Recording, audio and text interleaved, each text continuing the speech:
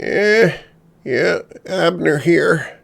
The following video is from the GM Eric archives.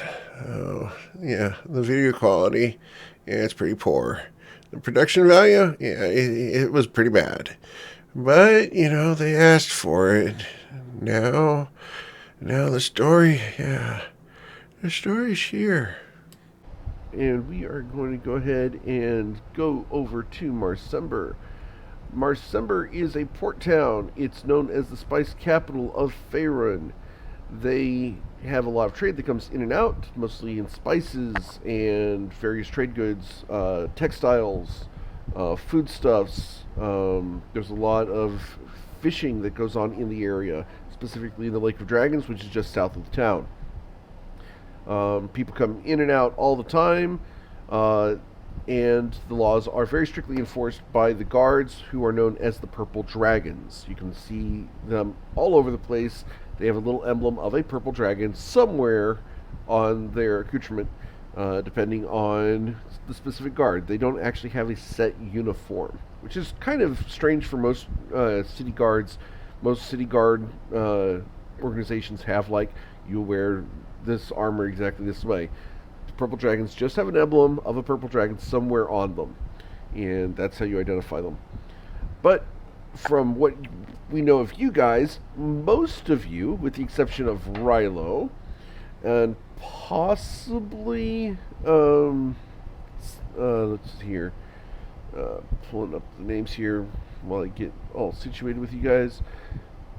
With Liam and Rilo, the rest of you guys kind of keep a good eye out for the purple dragons, because they kind of tend to interfere in your businesses.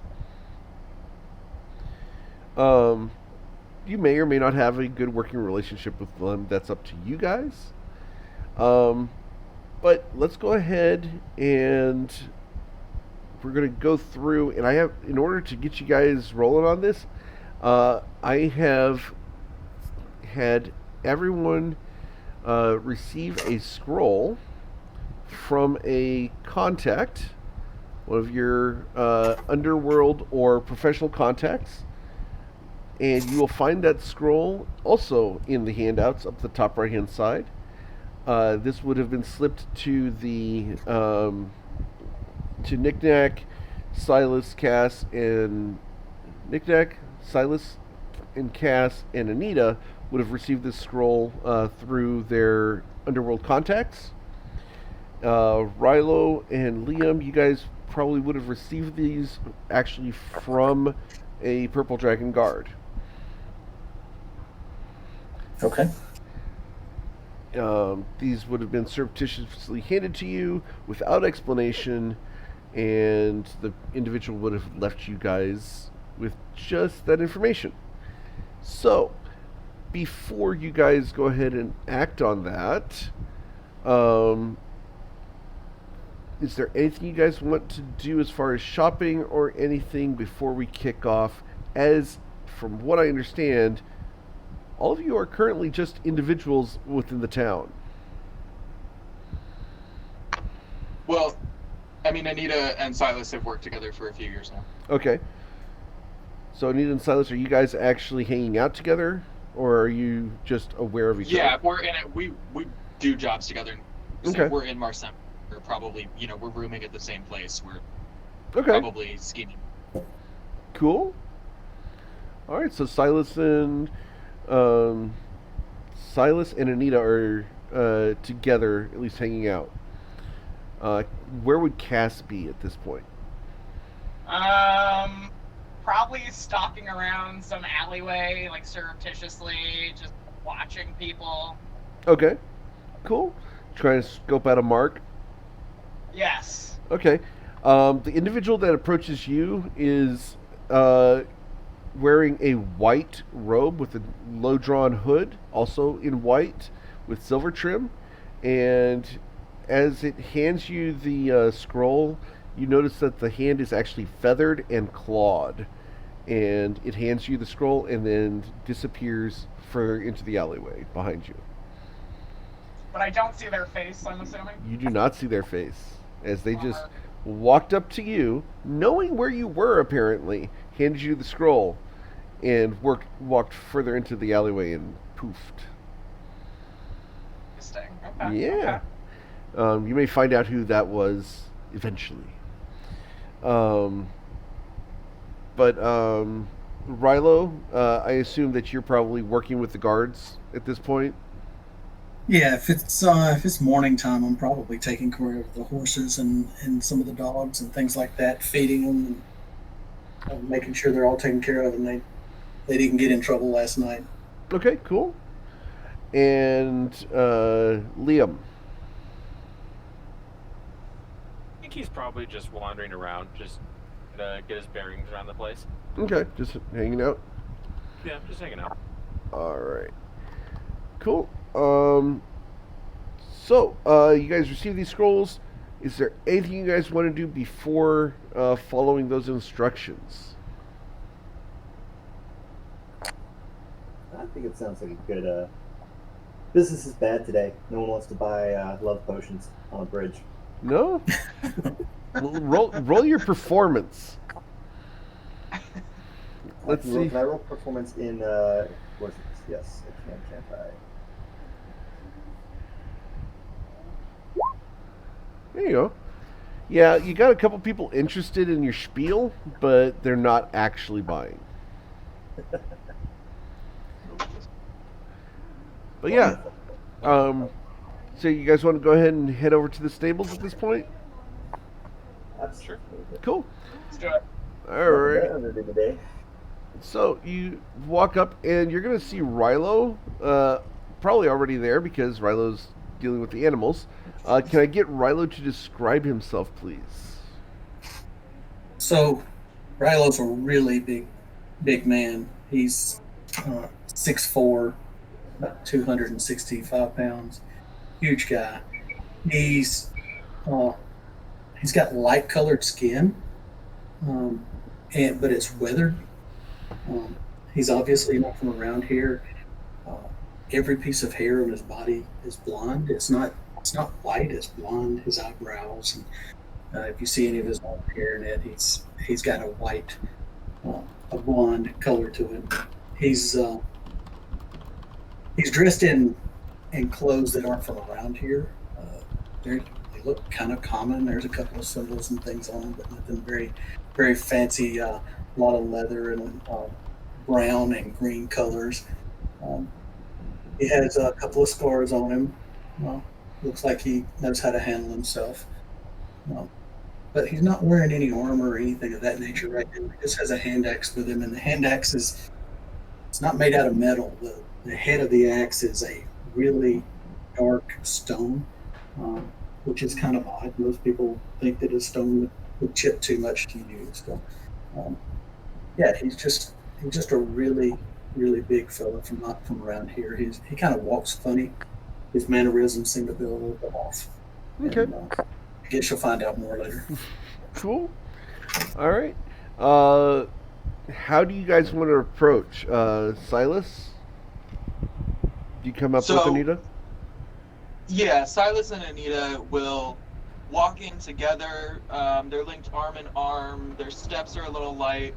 They're looking around the stable as though slight move distaste, but they're considering buying the place anyway. Kind of look around like they might already own it, they might sell it, they might buy it, but they're a little bit above what they're here for. There's always just a slight air of too cool for this, but that they want to also seem. And they're usually successful at making seem alluring and approachable and accessible. The type of cool kids that befriend you and make you feel like you're a cool kid too. Okay. So yeah, that's how they're walking in, looking around. All right. Anita, anything you wanted to do? No. Anita is smallish, very pretty, very relaxed, very comfortable with herself, and is just sort of looking around and always excited about a new adventure or something that's going to be interesting to do. Is looking for the next step. Okay. Cool. So these two are perusing the stables, looking a little on the snooty side from what I understand. But looking kind of perusing it. Awesome. And Cass, would you be approaching the stables in any specific way or form? Um, sort of like slowly approaching, sort of just like looking to see if there's anything remarkable about the stables, if there's any like people to be looking out for, like dragons perhaps. But probably just is looking very, very plainly dressed. Probably just like twiddling hair through the fingers, kind of looking a little bit ditzy as they approach. All right, cool. Awesome. There will be a couple of the Purple Dragon Guards out front because these are the city stables, but they pretty much just are there for show and prevent horse theft. You will see Rilo in there working with the animals at the moment. But yeah, you're able to walk in and just kind of mosey around. They don't really check ID or anything. Right. Liam. He's probably going to be walking up casually, but like get mental notes of the surrounding area, of any other places that maybe he might be able to. He's not trying to look suspicious, like he's trying to case the place, but like He's casing the place. he's looking around and see if there's like anything of interest. Okay. All right. Go ahead and I need Silas, Anita, Liam, and actually just those three to go ahead and roll deception checks, please. And I'm going to have Nick Nack come in here in just a second. I haven't forgot about you. I just know what Nick Nack's type is, and I want to make sure that we're ready for the Nick Nack.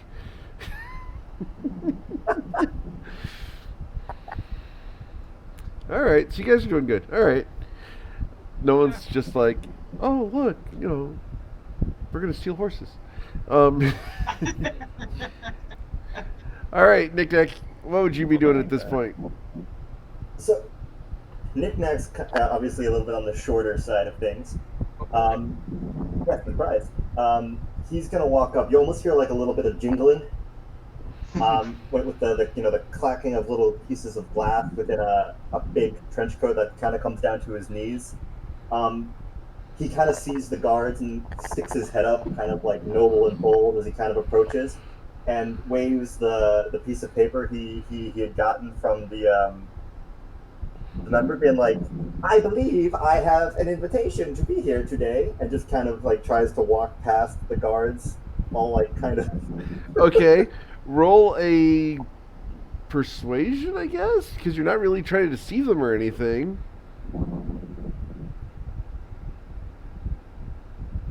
Yeah, okay. With the Question: How do I roll on roll 20? I'm so sorry. I'm rolling beyond 20, and I don't know why it's doubling up, but all good. Did you pick up the Beyond 20 browser extension that I linked you? Yeah, I did. All you have to do is click on the field over in D&D Beyond. It'll send it to roll 20.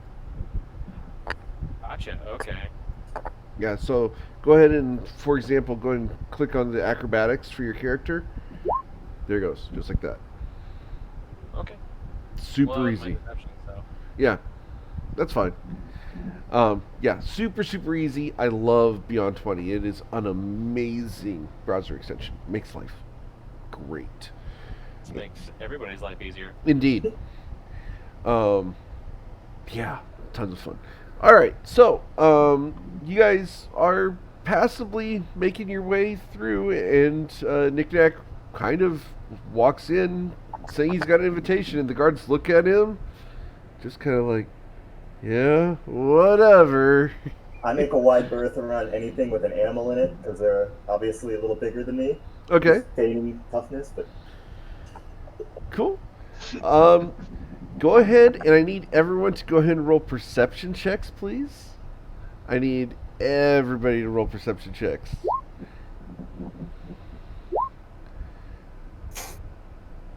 Alrighty. Yep. Uh-huh. That's everybody. You all notice each other.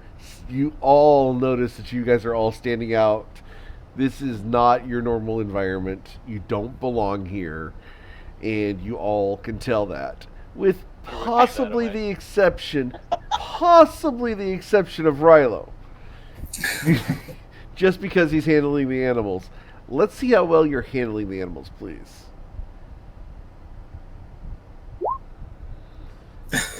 They're not kicking you, but they're not exactly you're not the horse whisperer. I'm distracted this morning, evidently, by all these people coming through. Yeah. Dr. Doolittle before he made it big. Cool. So you see, obviously, Nick Nack walk in with a piece of paper saying he's got an invitation to be here. Do you guys want to react to that in any way?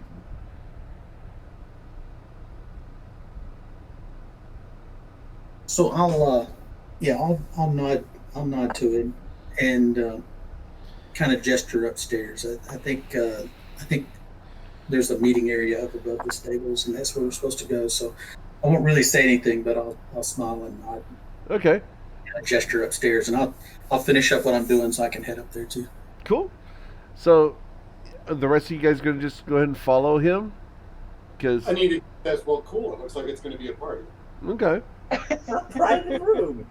He was going to Outstanding. wait a few minutes, like 2 to 3 minutes, to see how many people go upstairs and then go up. All right. You notice the loud little guy goes up. The big muscle guy with the hand axe goes upstairs. Do the couple go upstairs? I would head upstairs, yes, and I would like to think, I would like to hope that it's not like, I don't know, stepping on anybody's toes to say that I notice Liam watching everybody head in, and I'll just make a brief eye contact and a nod to say that, like, I see what you're doing, and I'm casually heading upstairs. Okay. And Cass? Cass is going to follow suit, but is also low-key wondering if pickpocketing is an option or if we should get ready to run. Okay. Either way. All right. So everyone's going to go upstairs eventually, and you guys come upstairs into the upstairs of the stable, and that's what you see.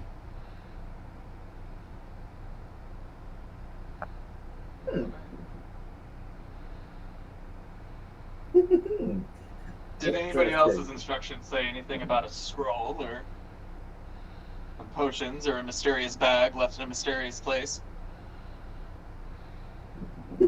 Well, let me see. Sorry, if the voice is annoying, just tell me to stop. No, it's not. Go for it. No, please. Do it. Do the No, voice. absolutely. Voices are encouraged. Yeah. What kind of potions are these? Clearly not as good as my stock. Can I investigate the potions? Sure. There are 5 potions there. I need you to go ahead and roll an intelligence check if you'd like. That's that I can do. Okay. These are potions of healing. There are 5 of them. These will make you feel much better. Do you take them, or what do you want to do? 1 for a cover.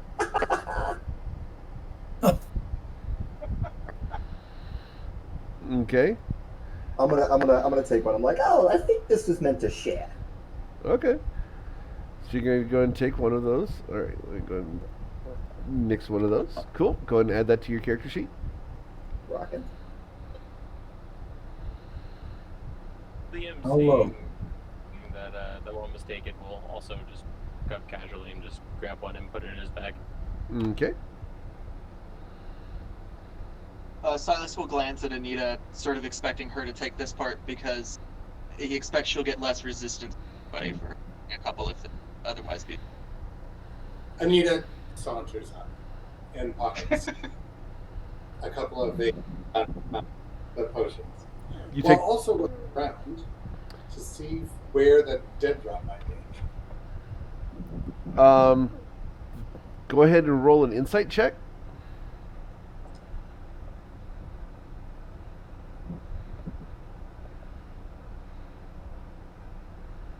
This is the dead drop.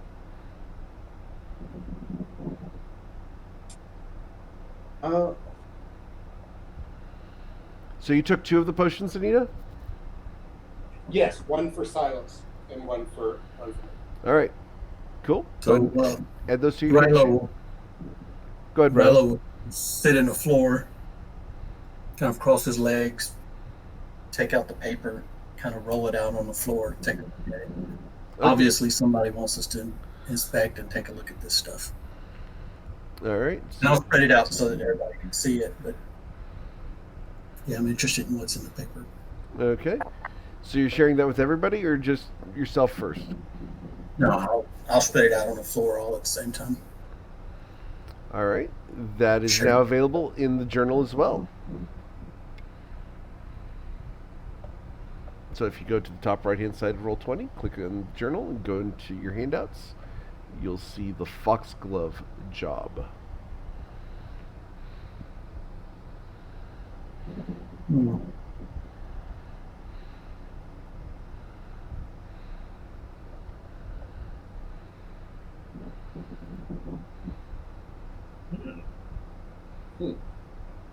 Well, they did leave out a particularly factor. The first thing I noticed is that I'm not clear on whether this is 300 gold split several ways or 300 gold each, since they clearly knew how many of us there were. Assume it's for it, like we can split it. I guess probably the whole lump sum. I have the same assumption. I guess the assumption is that this is the original owner of the spellbook as well. Surely we're not on some paper to steal someone's spellbook. Of course, the original owner. I mean, I'm the original owner of many valuable artifacts I have found. Of course, why else would they say recover? Isn't that There right? is no such thing as thievery in this world. I am not a thief. I am a storekeeper. Yes, a storekeeper. I recover my gold from lovely individuals on the street. So And those individuals seem to have misplaced your gold in their pockets, right? Is that the bastards? I simply might recover my gold from them, and they give them a little present, a love potion. You two might be interested if you two, you need more assistance. I have. Oh, darling, I haven't needed a love potion in 8 years. Well, thank you. Well, if you ever earn the business, you know where to ask. But just for the record, what Old Force authorized? Is that not? We don't have to. He kind of looks down at himself. I'm not very good at punching people in the face, you see. It's kind of a jump. Good to me. I'll do the punching. Okay. I'm not It's as worried interesting. about the gold. It does say that all property on site is forfeit, acquired at will. That's intriguing. I could really use the gold right now. We can recover our property. We could indeed. Knick-knack, I like. Say that my funds are also extremely low as well, so gold would be nice. Okay, so you have the scroll. So what is? There should also be supplies. What is the blue set of tones there? Go ahead and roll intelligence check on this thing.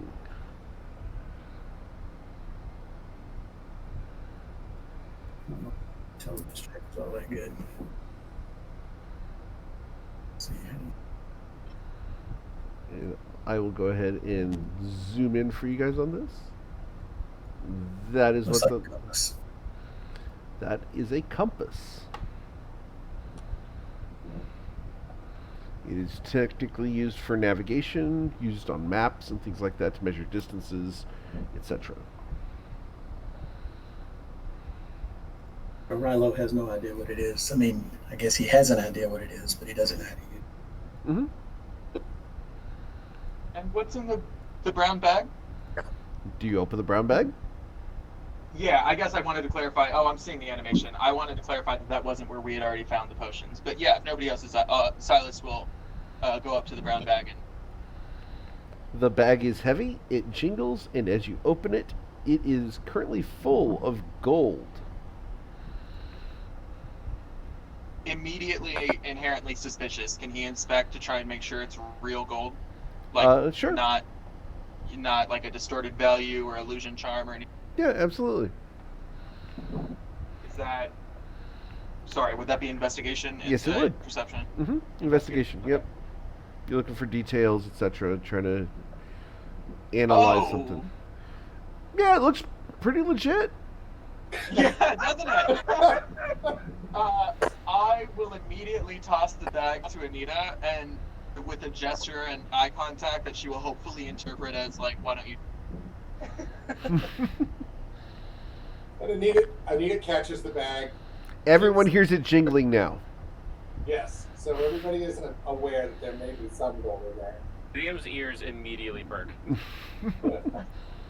For what it's worth, Silas is not trying to pull one over on you or be suspicious. He assumes you all saw him walk over to the bag, take a look, and then toss it.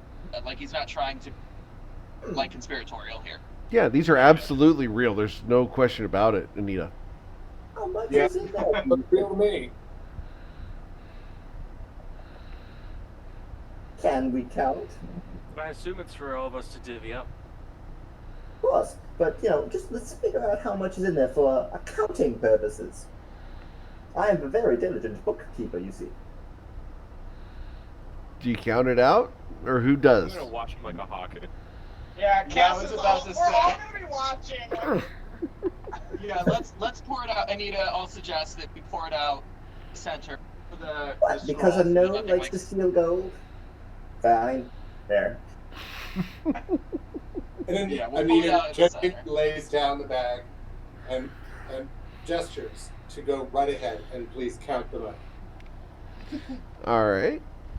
So, are you going to count the money, Knick-Knack, or who's going to count the money? I think We should all Knick-Knack. independently count the money. We all arrive at the same number. Okay. So, I'm waiting for any messages saying someone's going to try to pocket something. But yeah, you guys will be able to count out the gold that's here, and in the bag there are 300 gold pieces, and they are the Golden Lions of Cormyr. They are stamped with the Golden Lion icon. These do appear to be legit. They do have the right weight and shape of gold for them. They are legit coin. That's a small fortune. An upfront payment. I'm going to Doing need for to. small fortune right now. It takes a lot of confidence to pay up front. You have to know that you're going to collect what you've contracted. Well, if you finish this job, there's another 300 in it for us. Plus our recovered items. Plus our recovered items, indeed. Good, I'm running out of inventory. High demand, Yes. All right. So who wants to take what? Let's do. All right. So we have how many of us are here? There's 1, 2, 3, 6 of us. Yes. Yep. I believe the math is 50 gold apiece. Does that sound reasonable? I'm even doing this pro bono. I'm not even charging an accounting fee. So kind of you, Knick-Knack. That is very To kind count of to 50 for free. Oh, you are quite welcome. You are quite welcome. But of course, I expect return business. Yeah. So 50 gold Yeah, per I'll- person. yeah, I'll accept the 50 gold pieces, and Just remember to use that shield to defend me, because you're a big guy and I'm kind of small. yes, with me sitting on the floor, we're probably eye to eye now. That's about right. Rilo, like when you were standing up, you were like towering over Liam. So just to give you like how like the height difference between you and Liam. Eric, have Can we you heard both- of this Foxglove estate? Mm-hmm. What about it? Have we heard That of it? would be my Oh, question. go ahead and roll history checks, please.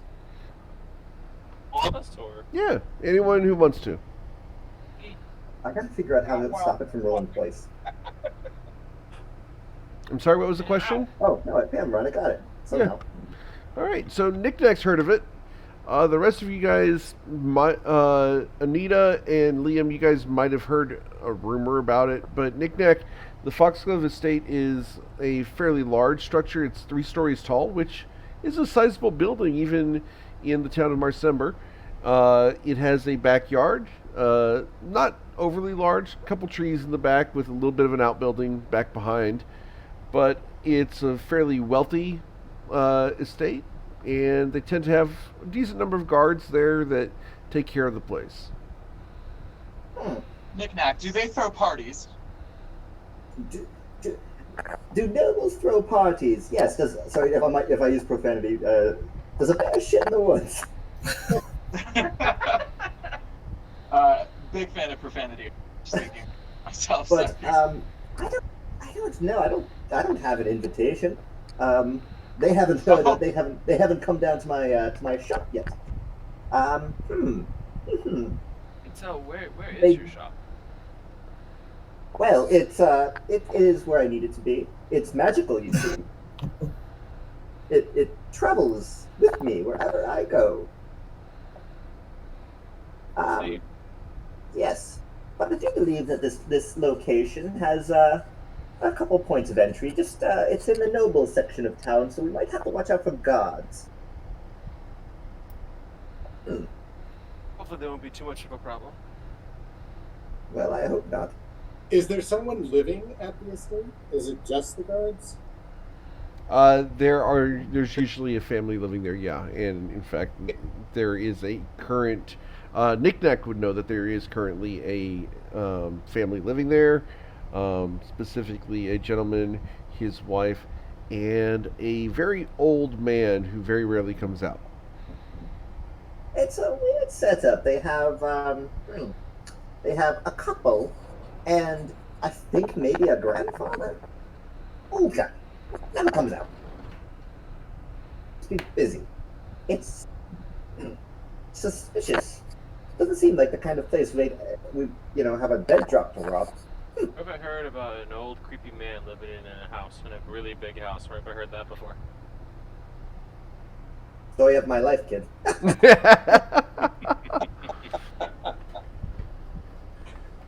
All right. So Wait, into that. why don't we try to do some research on the family? You know, really, I would like to see if we can get the family to leave the house. The less people we have to deal with, the better. If I'm thinking, let's forge a letter from some distant relatives that have fallen ill and see if we can't get them to go on a trip. Well, I like a fire. That's what Of that nature. I think that some of us should also go and stake the place out, just in case that doesn't falls flat. Eric, question. Yeah. Would a Knickknack know if the guards in that area would be negatively inclined to a street vendor?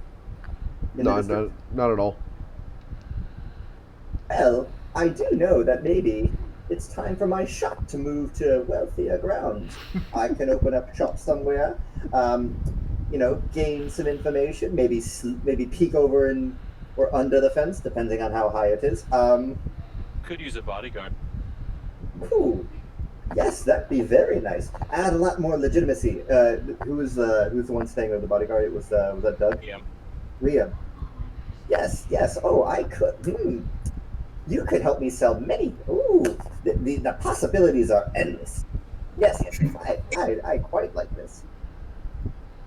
Rilo, I like your idea about the forged letter, but do you mind if Knick-Knack and Liam take their time to scout the place first, and Anita and I can see if there's maybe any events happening in the place soon. I understand what you mean, that you think it would be easier to pull off a heist with nobody in the house, but I actually think that that's plan B, and that plan A is to see if we can pull off a heist with 150 dancing, laughing, drinking in the house, all paying attention to something I else. think that there's a time limit to this job.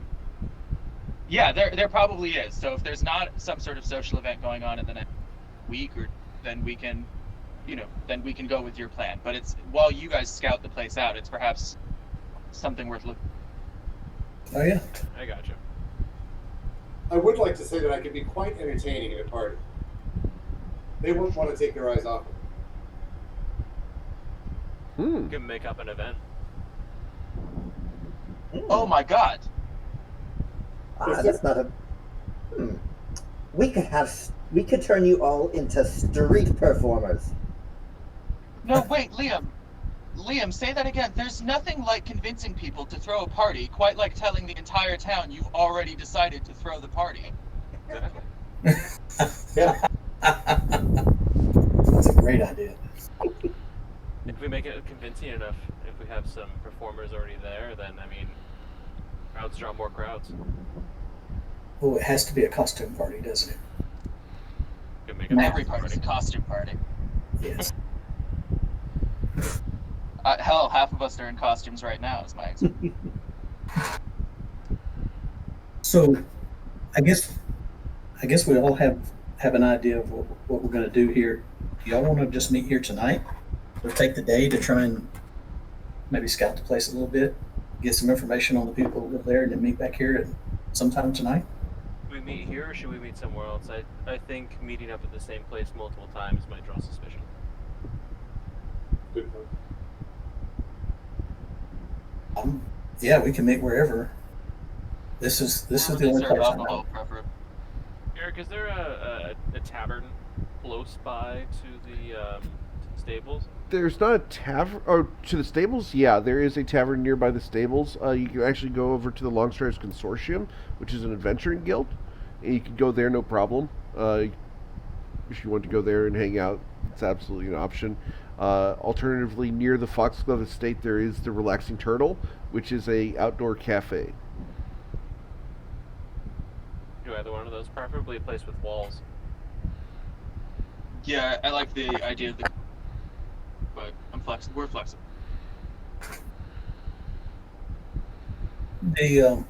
Let's meet up at the Longstriders Consortium, and maybe we can find a better place later. But I think that'll be good now. Okay. Cool. Sounds good to me.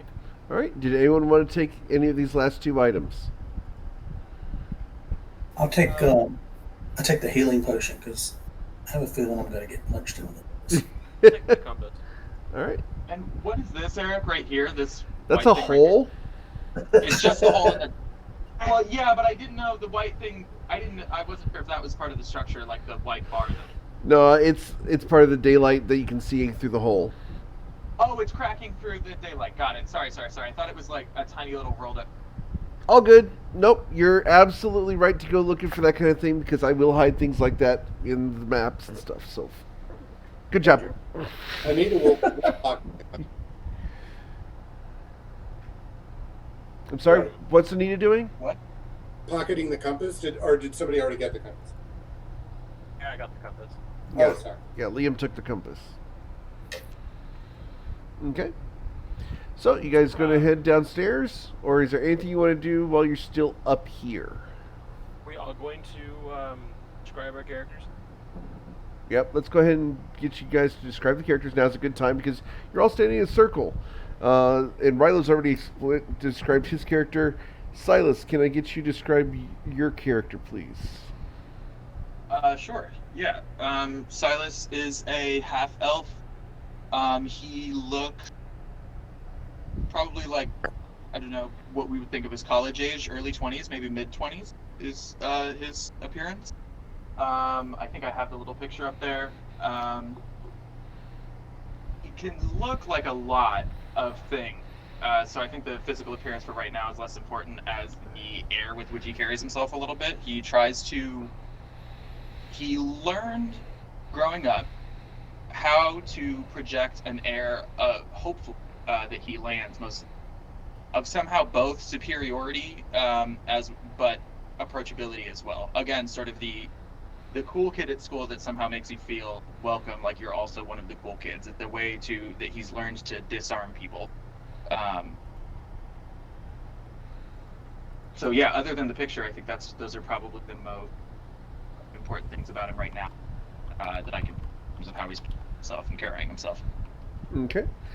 Anita, can you please describe your character, please? Yes. Anita is a variant human. She's a bard. She is 5'6", about 95 to 100 pounds. She has silver hair. She is very fit, very beautiful, and very confident. But she comes from a background of poverty, and so she has a very hard edge to her because she has learned to use her looks and her charisma as ways to make her way in the world. So she can come off very nice at first, but is also is used to looking out for number one. Silas and Anita met and found that they could help one another and have been doing that ever since. Okay. Cass, can I get you to describe your current appearance? Yeah, as I say, Cass currently looks elven. Nobody knows any different at this point.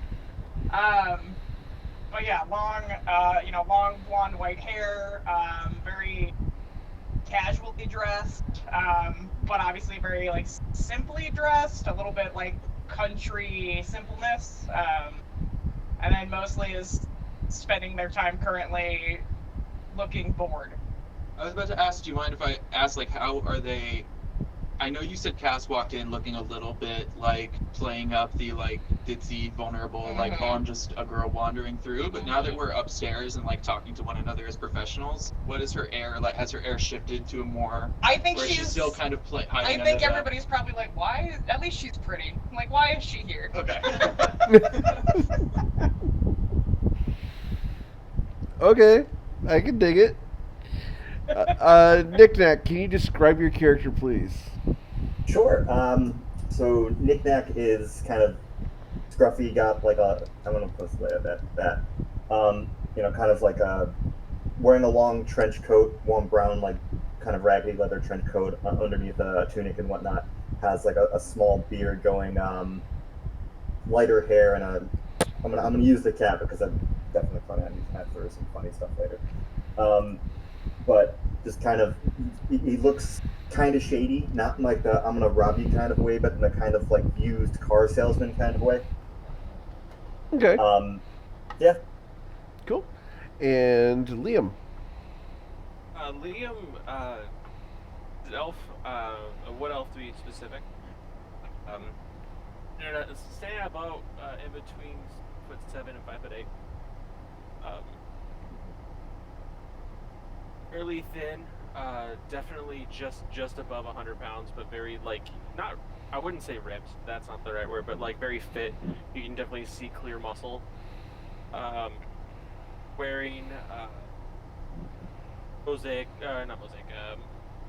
monastery-like garbs that are in different shades of purples, blacks, and grays.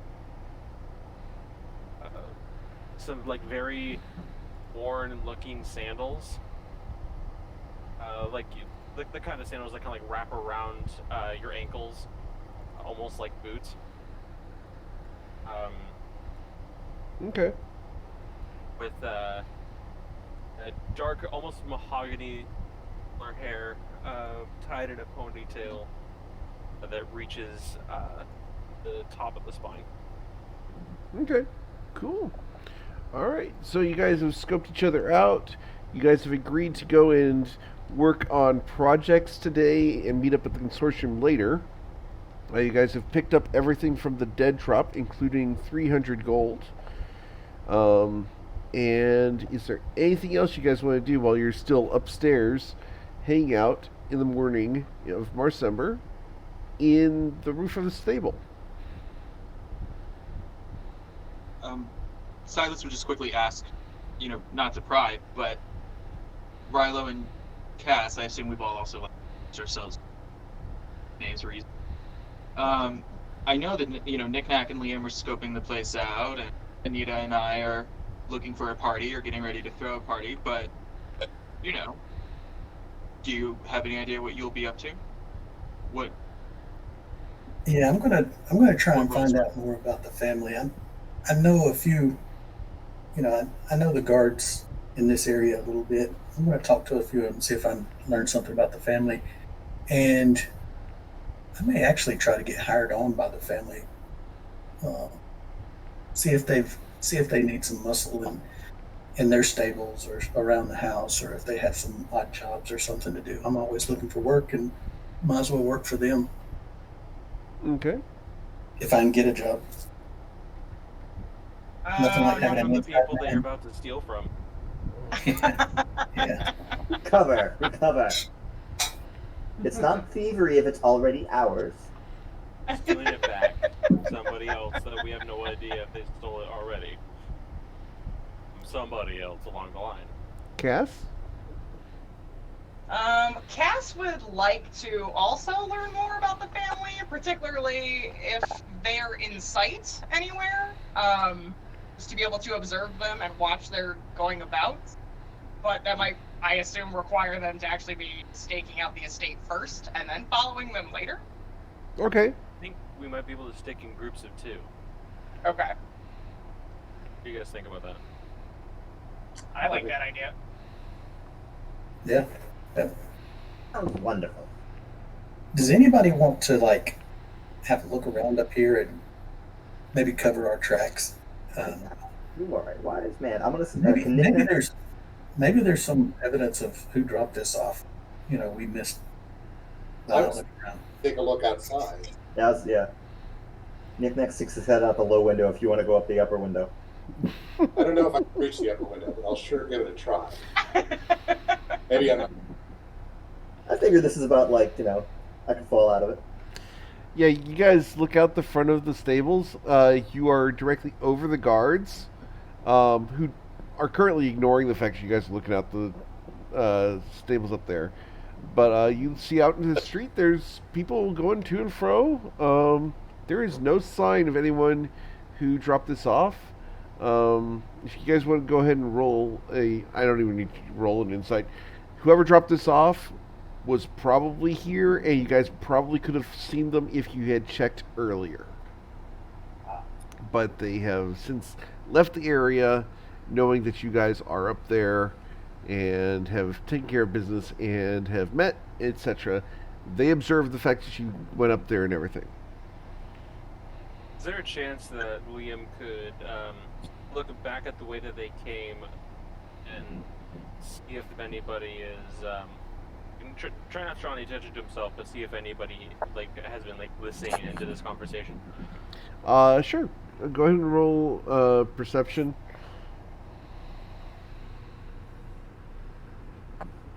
Yeah, you don't see anyone either upstairs or near the ladder that allows you guys access to the second story. There's no one that you see around hanging out at all. Okay. No. Perhaps we should leave in our groups of 2, in between 5 and 10 minute intervals, just so that it doesn't look suspicious. Okay, I'm good with that. Okay. So, you guys want to go ahead and leave and go downstairs? Yeah. Okay. Cool. So you guys go downstairs to the stables. I assume that no one's going to hang out at the stables. You guys are going to actually go out into the town? Yes. Okay. Just making sure. Correct. Cool. All right, so you guys are free to roam around Marsember, and just so that I know, what are the pairings? Who do we have going with who? I think Liam and Knick-Knack are together, right? That's right. So Cass and Rilo, and then Yeah, that Silas leaves and Cass Anita. and Rilo. Okay. So we're going to go ahead and go down just in that order, just because it's easy. Liam and Knick-Knack, what do you guys want to do? You said you can just make your shop appear, and you can just start selling things off the street, right? He kind of takes off his trench coat. Here, hold this for me. He raises an eyebrow and like, very slowly reaches an arm out to hold it. Keeps like an arm length distance away from his body. So, can we do this? So, if we're doing this, can we be like nearby or next to the fox? Well, perfect. So during that time, I'm like, if anybody asks, nothing's cheaper than 20 gold pieces. And I think Knick-Knack is gonna kind of try and ritual cast detect magic. Okay. And try to specifically with the idea of trying to determine if any of the outer perimeter, any of like the walls or the fencing or maybe the door if it's within range, has any magical attachments on it. Gotcha. As far as the range of what you're able to do, you do not detect any magic as far as the outside of the structure whatsoever. And you don't even detect any magic on the near interior of the building either. Well, that's good. No booby traps for us. I bet. Well, from the front anyway. Yes. Well, we'll find out. I was never very good at this kind of thing. Did you want to do anything else, Liam, other than hold open a trench coat? As soon as he's done casting the spell and looking around, he's gonna just hand it back his trench coat. Not one sale. You are not cut out for this. Could have Okay. told you that. All right. At this point, the front door of the Foxglove Manor opens. A gentleman comes out, nods to someone on the inside, who then closes the door. And you notice just before the door closes that there are two figures directly inside the front door. I try to at least like either ID or like get a mental image of what they would look like. These are General Thug number 1 and General Thug number 2. Fair enough. They are just wearing normal shirt and pants, some boots. They each have a scimitar on their hip, and they are looking fairly gruff. They're not exactly the kind of guys that you would normally go out and drink with. And kind of like taps Knick-Knack on the shoulder and goes, "What if we try to sell directly house? Get like a look inside, maybe." And with that, I'm going to let you guys pause, and I'm going to slide over, and we're going to slide cut over to Rilo and Cass. What are you guys up to? So, Rilo is going to speak with one of the guards. He doesn't know many of them, but he knows a couple of them. He's had to work shifts with, or, when he's handling the horses. Sure. And I guess, I don't remember what his name is, but I'm going to ask him if he knows. I'm going to kind of joke it up with him for a few minutes, introduce him to Cass just as a general friend. Okay. I use a different name for Cass. Okay. And ask him if he knows about Foxglove Estate. And I heard that they may have. I heard that there was a wealthy family there, and that they may have some jobs available, and see if maybe he could introduce me to somebody that could get me some work. Yeah, he's a general guard. He is part of the Purple Dragons. He will tell you that they recently hired a large number of men to work at the estate for some reason. He's not exactly sure why, but they also asked for a number of canines to be lent to the estate as well. He's not exactly sure what they're doing in there, but it is possible if you were able to wait long enough, eventually people are going to rotate in and out of working there. So it could be possible to get a job there, but the pay is really crappy. Does he have a contact? He does have a contact. It is Mr. Foxglove himself, who you will be able to tell wears a very wide brim hat with a feather in it. And he has an eye patch because of an old fencing injury. Okay. Anything about the family? Does he know anything about the family? Where they come from? Where their money's from? That kind of thing? The family's been around for ages. They recently had the old man move in. He doesn't know who the old man is, but yeah, that's what he knows. Is they're old money. They've been around for ages. At least the building has been, and from all accounts, they don't get out very much, but they are a couple in there, and the old guy showed up a couple of weeks back. Okay. Mm-hmm. All right, Samantha, what do you want to do?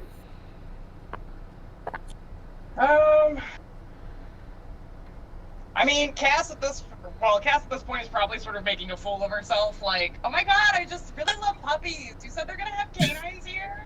That's so great. And then is like trying to figure out like the history of the house, and wants to know about all the interior design of the house, and wants to know, like, basically is sounding like a ditz, is trying to get more information, but it sounds like this guard doesn't have much. Go ahead and roll a persuasion.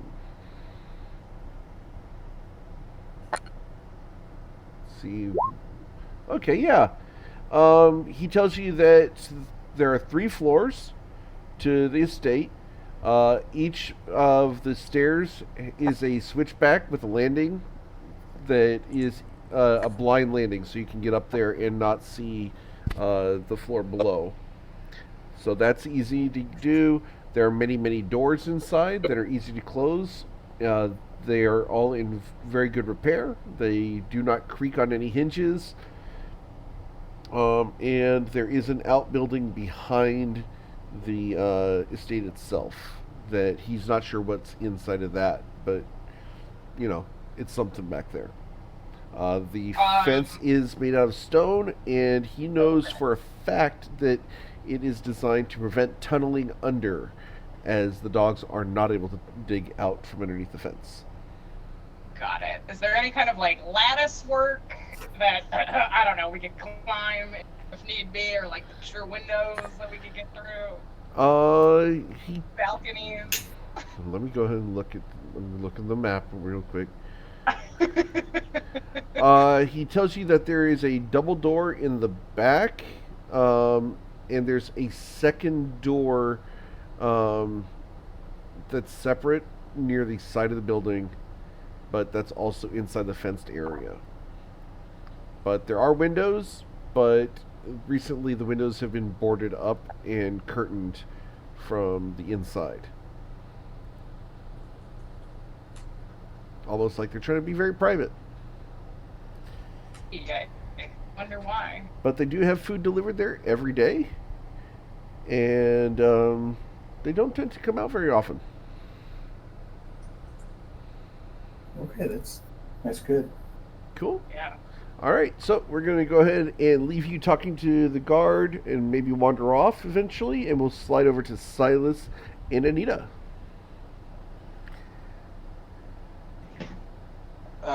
All right.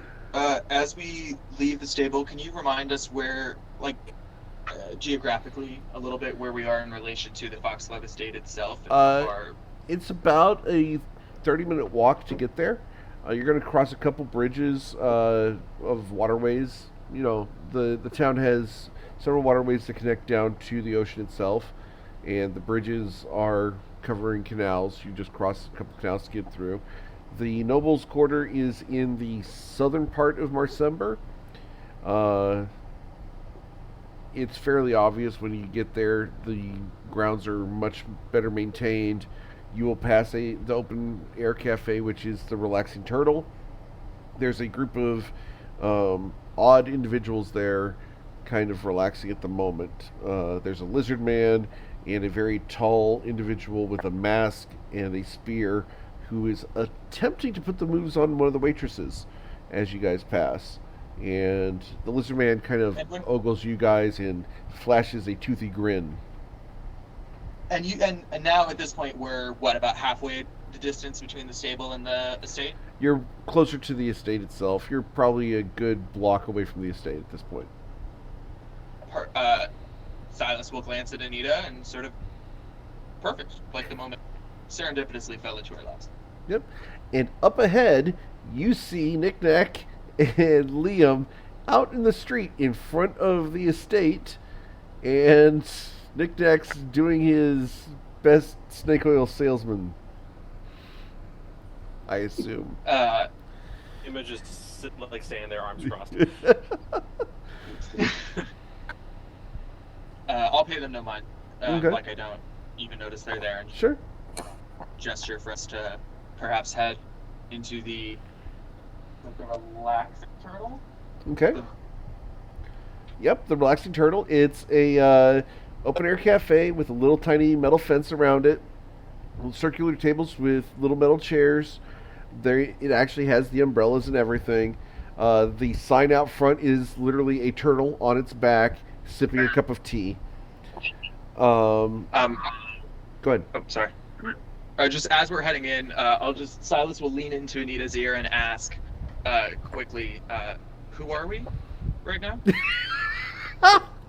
Sorry. And I'm deaf and you don't speak English. yeah, exactly. We can be Dawn and Niberius. Dawn and Niberius? Dawn and Sure. Niberius. Silas sort of at the mention of Niberius just sort of shakes himself out a little bit, the way you might like when you first wake up or something. Just sort of shakes himself out, tries to adjust his posture, standing a little bit taller, broader shouldered. Tightens his neck so the jawline is more prominent, and somehow looks a little bit dumber than he did a moment ago, and falls in step behind Anita. Okay. Looking around the cafe, who do we see?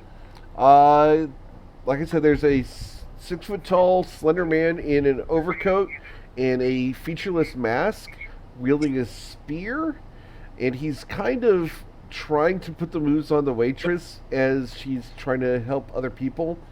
There's a lizard man seated at his same table, and the lizard man's eyes are like bugging out, and one's looking in one direction and the other's looking in another.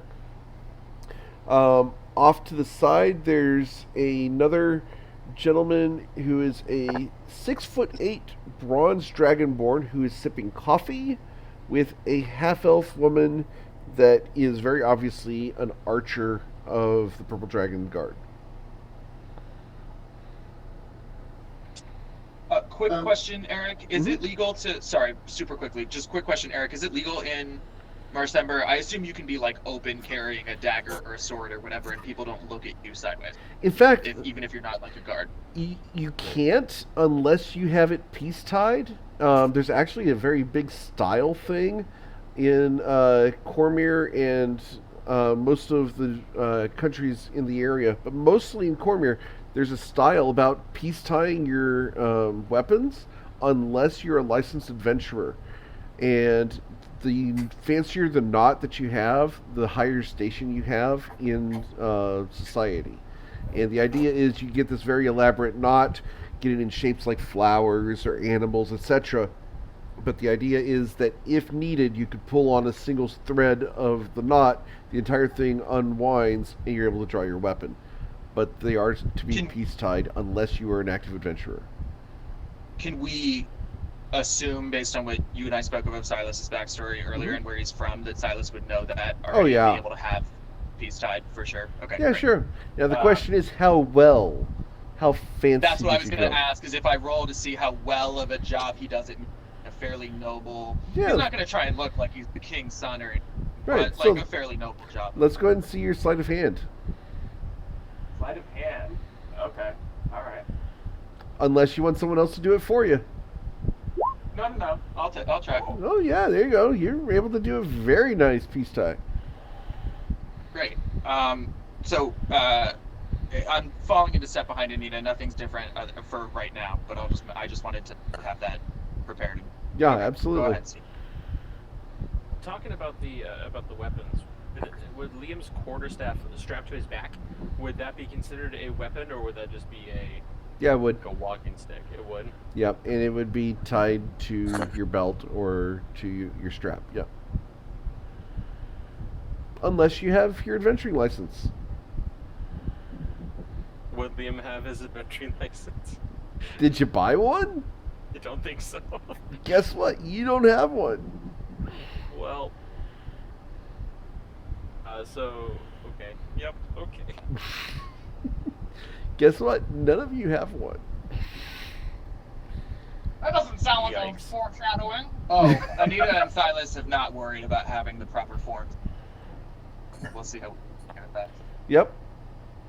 All right, so Anita, you walk in trailing your husband, apparently,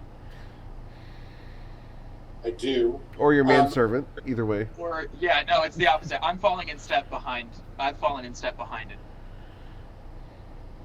And we're going to head over to the gentleman in the overcoat who's sitting on the waitress. Okay.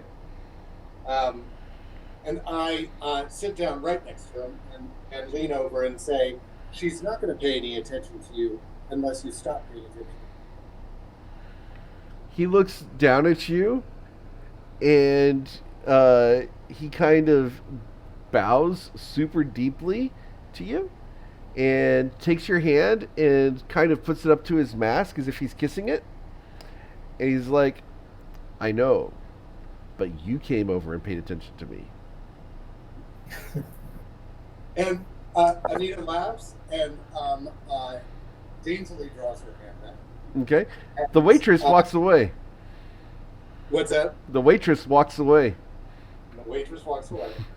But I have his attention now, and I want to ask him about the Foxglove estate because we're new in town, and we hear that there's going to be an event there. Okay. Tiberius just pulls up a chair behind and pulls up a chair behind her and off to the side a little bit and just sits like he had to just sit through this before, and he's just not. He sort of writes himself out of the. Gotcha. Now the dagger peace tied, however, is prominent in his belt. Okay. But super pretty, right? Very pretty. Okay. Prettiest. All right. I'm getting the character for you because I did not expect you guys to go and talk to this guy. All right. I got him ready. Cool. All right. So, he go ahead and roll persuasion. See what this guy knows.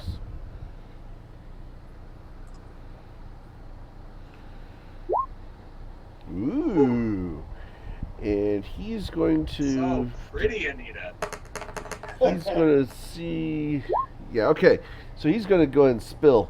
All right. This guy relaxes a bit, and he places his spear to the side, and he nods over to the lizard man who's seated at the table next to you and kind of like watching both Anita and Silas, one with each eye.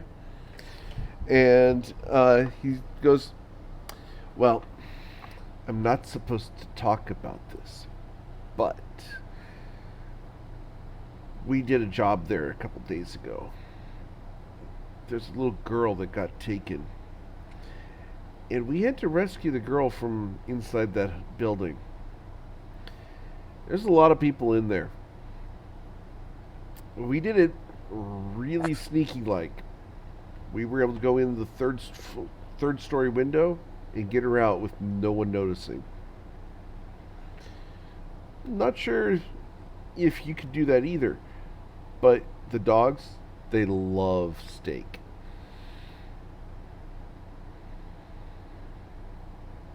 How did you get into the third story window? That's so interesting. The lizard man licks his eyeball Oh my god. and smiles at you, and he's like, "That I can't tell you." And sits back and cracks his knuckles. Why are you interested in this state? You say you're going to have a party there?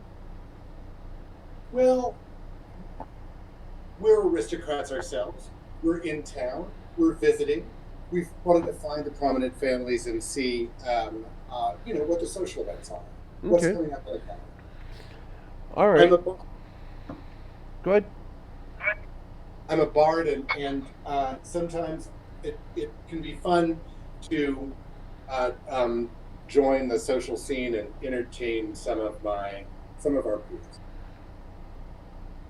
Well, if you want in that place, you're going to have to be real smooth about it, especially because the guys at the front, they're very rude and they're very moody. If you know what I mean. I think I do know. And Who they were. he looks at both of you, and he's going to go ahead and roll an insight check here. And Again? yeah, he's actually trying to size you guys up based off of the information you've given him. And he rolled a 23. He looks at you guys and he's like, he knows that you guys are up to something, but he doesn't really care as long as it doesn't affect him. May I ask? Yeah. I know you said he suspects that we're up to something, but between the flair with the peace tie and the way that Mhm. Anita, as Dawn, is carrying herself, Yeah. does he suspect that we don't belong? Or does he think that we're nobles? He buys that we're aristocrats, that we're upper class. He just thinks we're up to something. The fact that you guys identified yourselves as aristocrats at a cafe to a complete stranger with a lizard man who's licking his eyeball seemed out of place. And to that end, and the fact you guys really didn't take offense or get grossed out or really pissed off at the lizard man who's being frankly rude and nasty in your presence, kind of tipped your hand that you guys aren't quite exactly as stuck up as most of the noble people in the area would be. Oh, okay. In the future, can I know how to? So I didn't want to interrupt the play, and I'm not trying to No, go for it. But I didn't know how to interrupt, and there were a couple of times that I was considering if I should chat or something.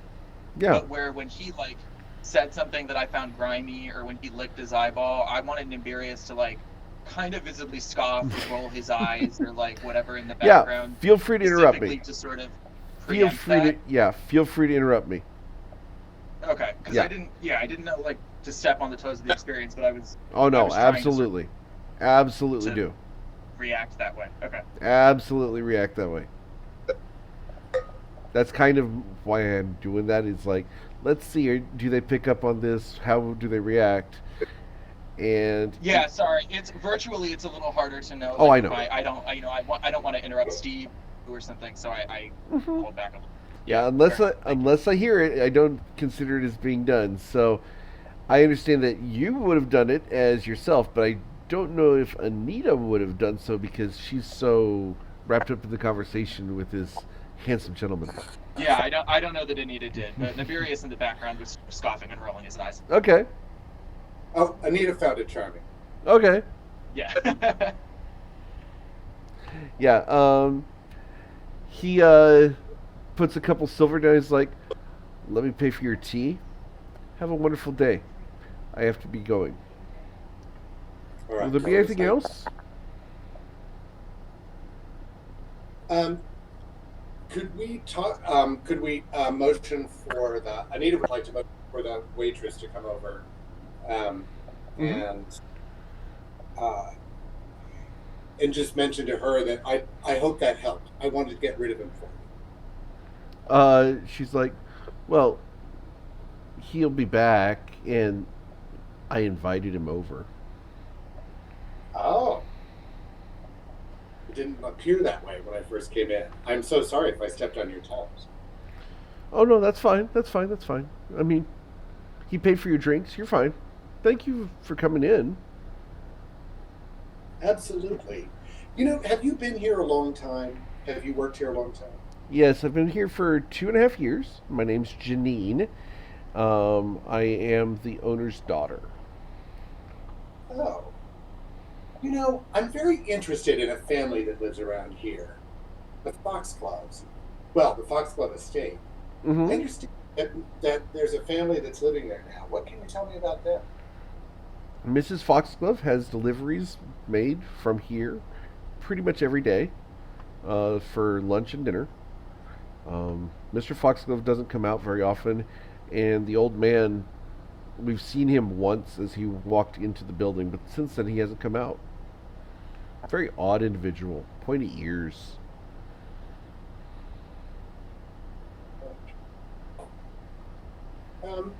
And when did you say that they have that Mrs. Foxglove has her deliveries? Oh, we deliver food, sandwiches, soups, meals, occasional chicken, etc. Well, thank you so much. And Anita turns back around to drink her tea and motions for Silas to come over so we can. Yeah. Okay. She wanders around and kind of cleans up after the lizard man and the tall individual that left. You guys want to do anything else while you're here? Otherwise, I'm going to go ahead and rotate around back to Nick Nack and Liam. Yeah, you can shift. For right now, I think Silas and Anita, as Niberius and Don, will sit and chat about what. Okay. All right. I'm going to eventually need to get a list of your personas so that I can help with that. Oh, we have a Google spreadsheet Oh my of God. all of our. I'm looking villains forward to it. and our cons. So Awesome. you're welcome. All right. Nick Nack and Liam, are you guys still just out front, or is you guys doing something else? They'd mentioned that we could probably a little bit of selling maybe at the front door. We can get invited in. You guys want to try going up to the front door and getting invited in? Mm-hmm. Let's go for a knock. Okay, All I'll right. let you do the talking. I'll your bodyguard. All right, to all their right. quotes. I'm going to need you to follow my lead. Like tightens his belt. All right. So you guys want Try to to look a bit more professional. go up to the front door. Awesome. Okay, so front door of the manor. Some of you won't be able to see anything here. That's okay. You're not there. All right. So you two are there, though. All right. I can go ahead and let you guys just see. We'll go ahead and do that. We'll have you guys sitting off in the distance paying attention as these two walk up. All right. So put you guys back there. All right. So what would you like to do? All right. Time to get business a booming. Okay. You knock on the door, and dude opens the door. And he's like, "What do you want?" Hello there, good sir. May I have your attention for a truly spectacular opportunity? Roll persuasion, just because this guy's looking at you and he's already scowling. He has that look on his face as soon as he opens the door. Oh man, Oh, the sorry, 4, the 4. That sounds about right. Yep, he shuts the door. That did not work. His fire is still on the table. Is it possible that during that brief moment where the door was open that he could have seen inside? That he Yeah, could have seen inside? did you? Let's see. Yes. I let the door open. I let you guys look True. inside. Yeah, no, it's closed. It's fair. Need to be a bit more on the trigger on that one. I will go ahead and open the door again to let you guys take a peek if you would like. So That's okay. there you go. I was about to say, Eric, be a benevolent God for a moment, would you please? I will do that much. In fact, I will go ahead and open it up all the way and let you guys take a peek in there. Wow. Is that a human guard? They are human guards. Liam wants to, like, he can see further beyond it all. Yep, that's all you Like, can see what see you from can the see. door. Like see, like, any details, rather, I guess is what I was trying to say. You see a nice rug, a couple plants. You see a double door at the far end. You see some stairs up ahead of you to the right. Character right, not player right. Okay. Mm-hmm. Liam, do we have any more business here? Do you want to, They don't seem very cheerful, folks. I don't think so. Did Liam see at all, like, while they were walking over here, did they see, like, any way to get to the back of the estate, or is it... Yeah, Is it kind there's of like- there's a side yard if you want to go walk around there. As he closes the door on you guys again. You guys want to walk around? Yeah. Because there's nobody outside the estate at the moment. Let's walk around the side, see what we can see. Alrighty. Did Silas and Anita want to walk up at this point? Because you guys are just down the street at the cafe. And you would have seen them. Assume. We've told them that we'll meet up later tonight at the consortium. Until then, we're gonna act like we've never seen them before in our lives. Fair? Okay, cool. Alright. So, feel free to go ahead and move around, guys. I'm not going to do initiative or anything until we absolutely have to.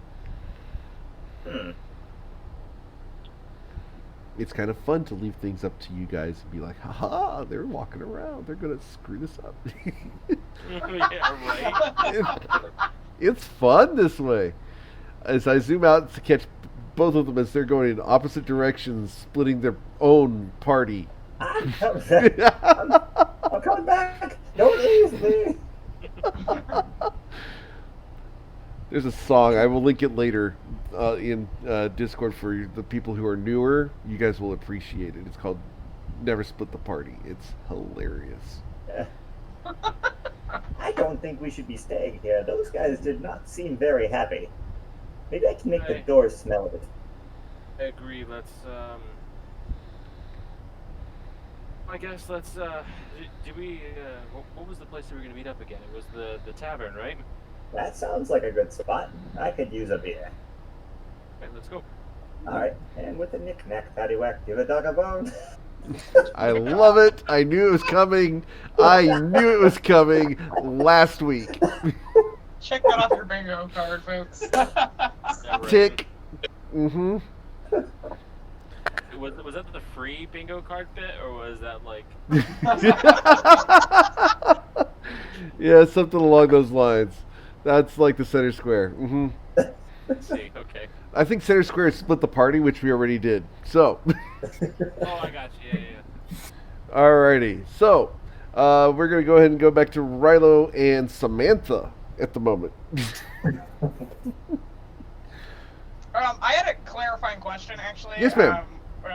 The guard mentioned like what Mr. Foxglove looked like and that he had a job opportunity. Yeah. Do we know where to find him? Like, do we have to go up to the house to find him? Yes. Do we... He, Okay. he lives in the house. Okay. The But job he's not would like... the job would be Okay, at the house. Because I just figure... I figure Knick-Knack is over there knocking on the door trying to get in. I don't know how we're going to be like, yeah, we'd like to see the master of the state. We can try if Rilo is interested. One of the things that I probably did not convey well with my quick voice acting there is the guy's frustration at the fact that a lot of people knock on this door. Gotcha. Okay. Fair.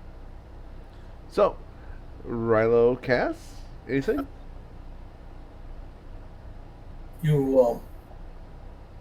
Cass, what do you want to try? Anything you want to do? Any place you want to go? I still want to see the people inside up close, but I just don't think we're gonna get an opportunity to do so right now. If you want to go Yes. knock on the door, I can let you go knock on the door. I think there's some job opportunities there. I think there's some opportunities maybe to get in and but let's meet up with the rest of the party and maybe we'll work out a strategy with this. Yeah, I think that's probably for the best at this point. Okay. Silas and Anita?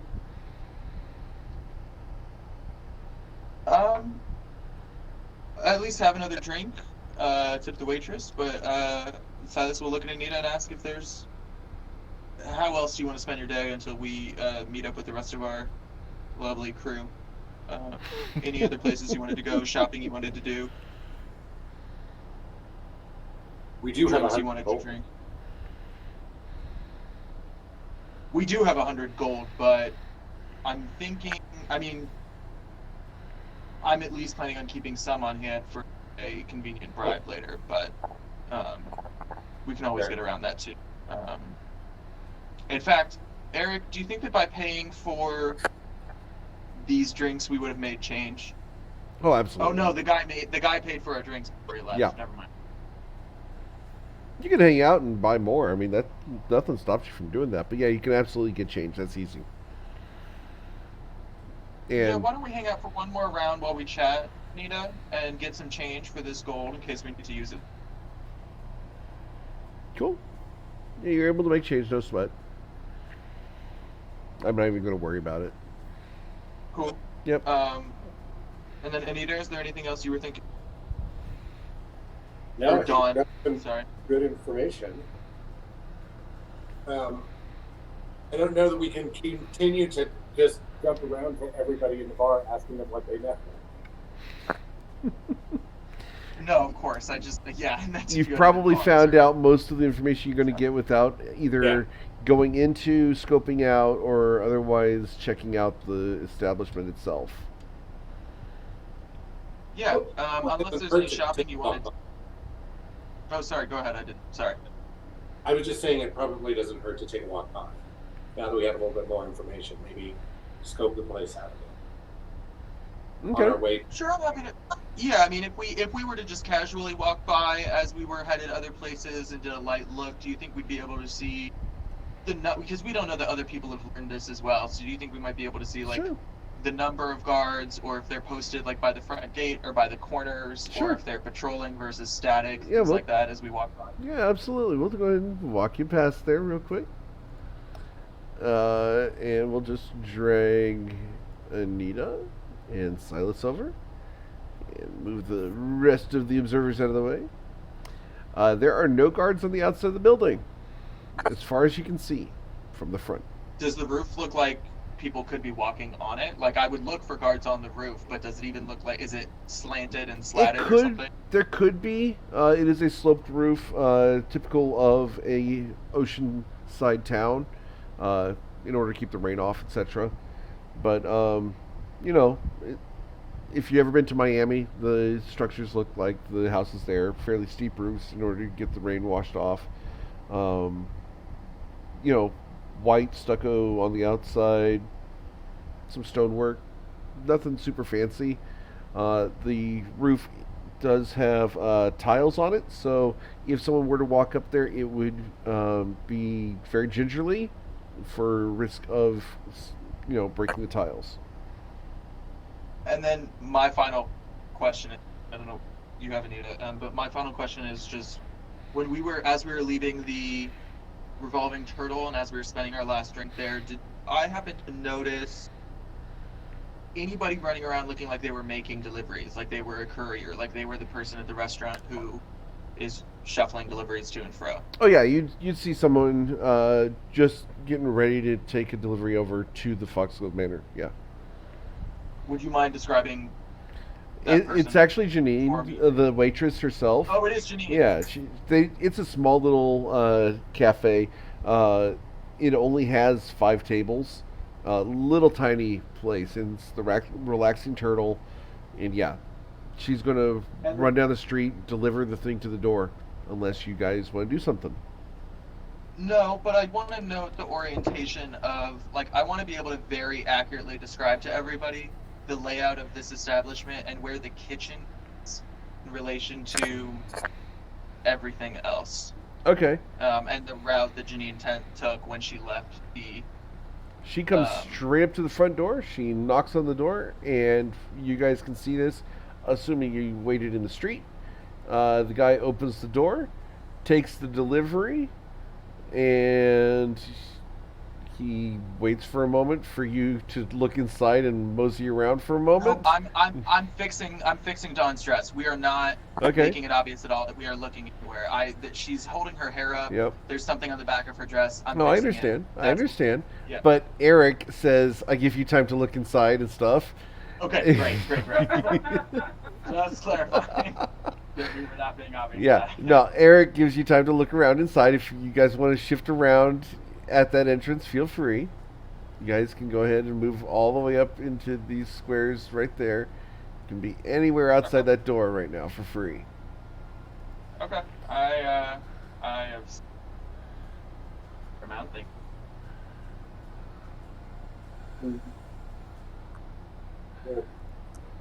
The stairs appear to be over on that. Nope, that was my mouse is going. Okay. No, I swear, I know that, but it was for a split second, and that was a weird I know. jump. It's all good. All right, I'm all set. I am just interested in walking around the outside of the building, trying to figure out. I'm still very intrigued how they got to the third floor, so I'm keeping an eye out to see how they might have been able to do that from outside the building. Okay. Is there a chance that we can look around the back of the building? Go for it.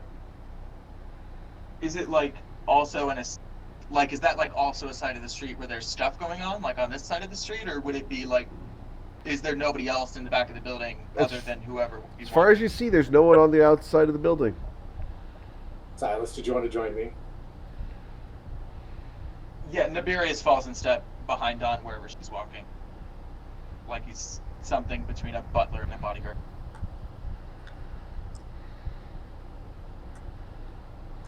Where did you be around this side? I'm not. Yeah. Yeah, I'm down on the characters. Oh, I see. Nope, I see. Sorry, it's a. Sorry, there was a bad thing there. All good. You should have a lot more vision there. And there's a stone fence back here. Starting right here, there's a stone fence that goes further back. Yeah, I see. Smooth stone or like cobblestone? It is a well-made masonry fence, and it's 10 feet tall. But if you look up over the fence, I'm going to ping where you might not be able to see, but I'm pinging over here. There seems to be a secondary roof behind the main structure.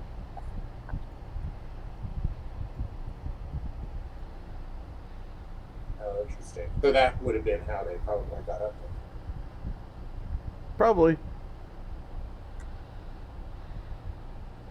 But even then, that would have been a 20-foot jump off of a stone fence up onto that rooftop, and then it's an additional story to climb.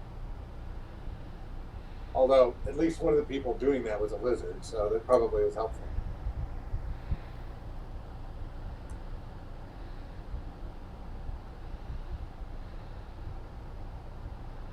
All right, the fence goes all the way around.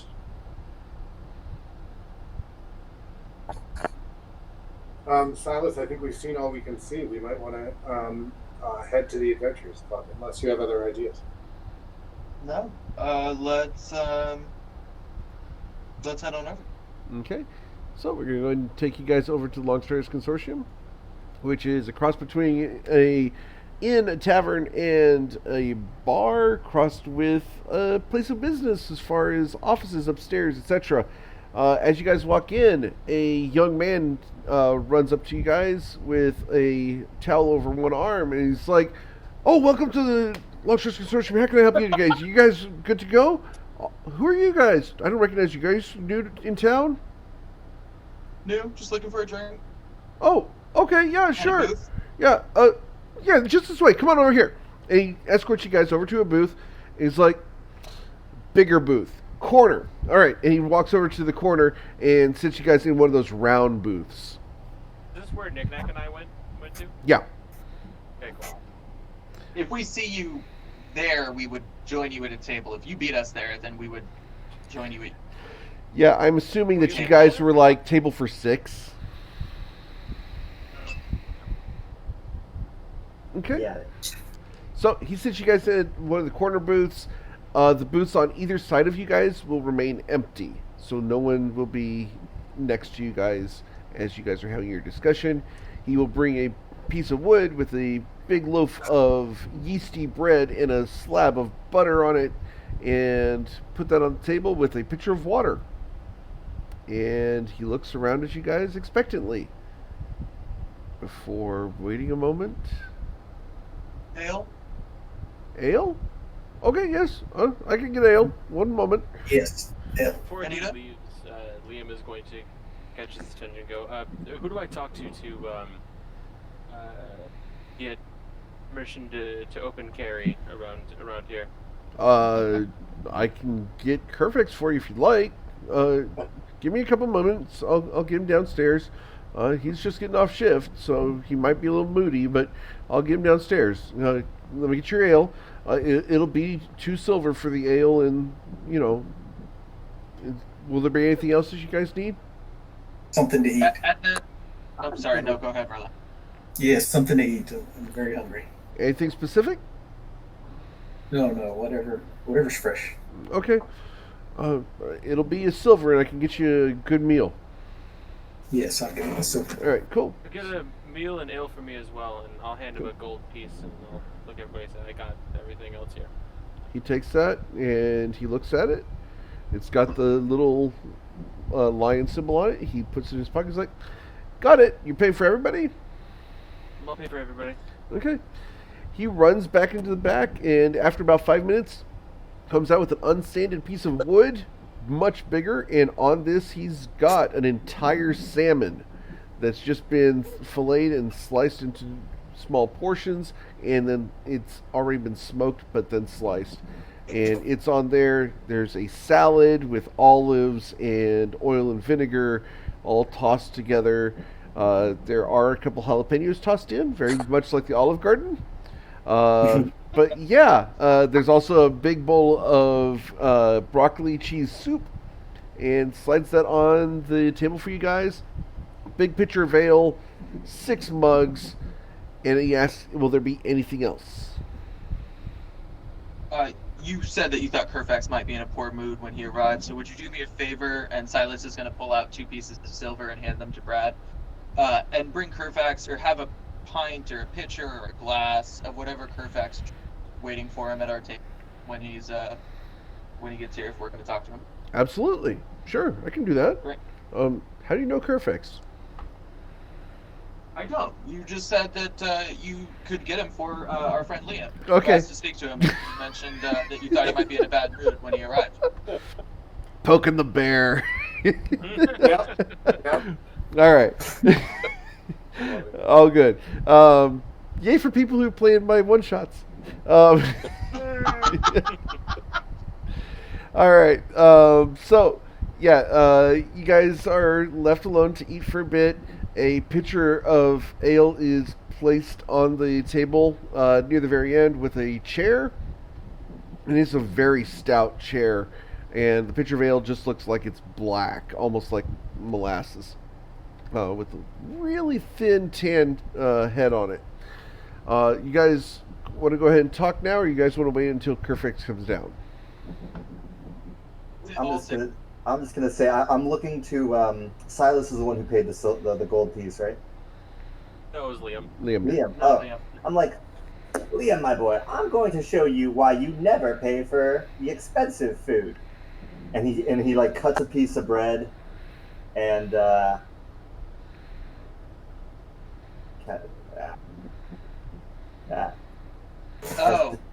and I just cut it, and then I make it like cast prestidigitation on it, make it taste just like the salmon. I'm like, here you go, taste it.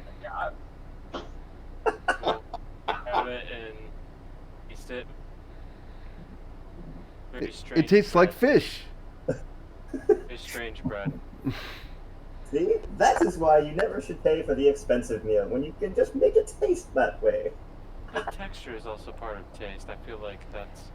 I want to taste fish that has a texture of. Silas will sort of lean in with a smirk and say, well, what I can't do with texture, and he gestures over the bread and casts minor illusion, and now it looks like a piece of salmon as well.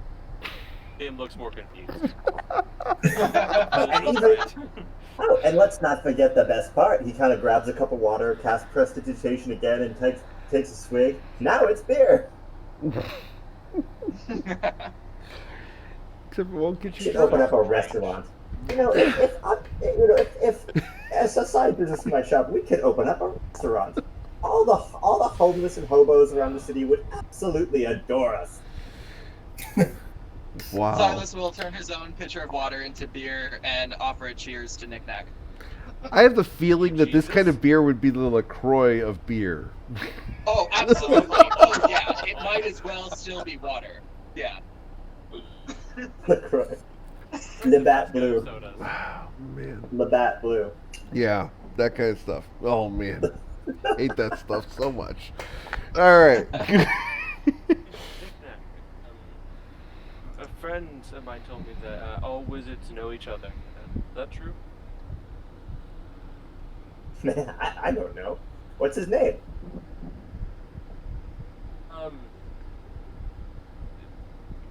The name of the friend is, he's not a wizard.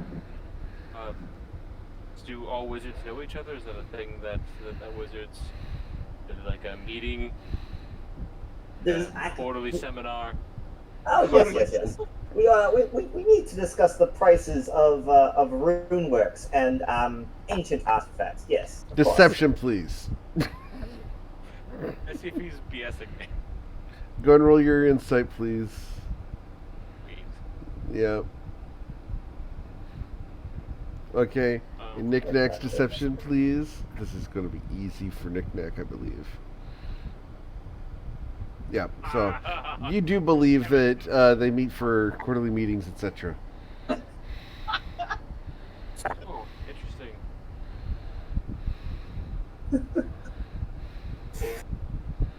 Oh, he does. He does. Mm-hmm. And Yeah. winks. Ah. Good. All right. So after a bit, you guys will hear a clump, clump, clump of giant footsteps coming down the stairs. And as you look over, you will see 9-inch diameter black hooves coming down the stairs, followed by tan canvas pants, a brown leather vest. A very muscled white minotaur comes over to your table, sits down, grabs that pitcher of black beer, looks at each of you and is like, "Who bought me the drink?"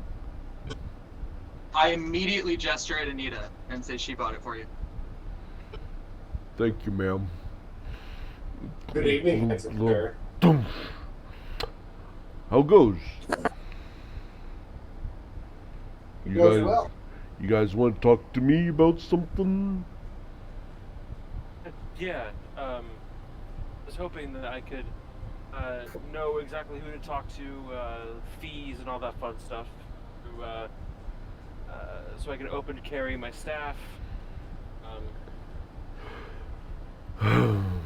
Man, I get off of work and I get to do more paperwork. Great. Jim takes out two pieces of gold and rubs them together. It'd be real nice if you help me out. Well, I love gold just like any other man, you understand, but it costs a bit more than that in order to get your venture license here in Cormir. It takes 25 gold to buy the venture license and get all sponsored up and stuff here with consortium, because otherwise, we gotta make sure you're gonna live through crap and stuff. Oh, of course.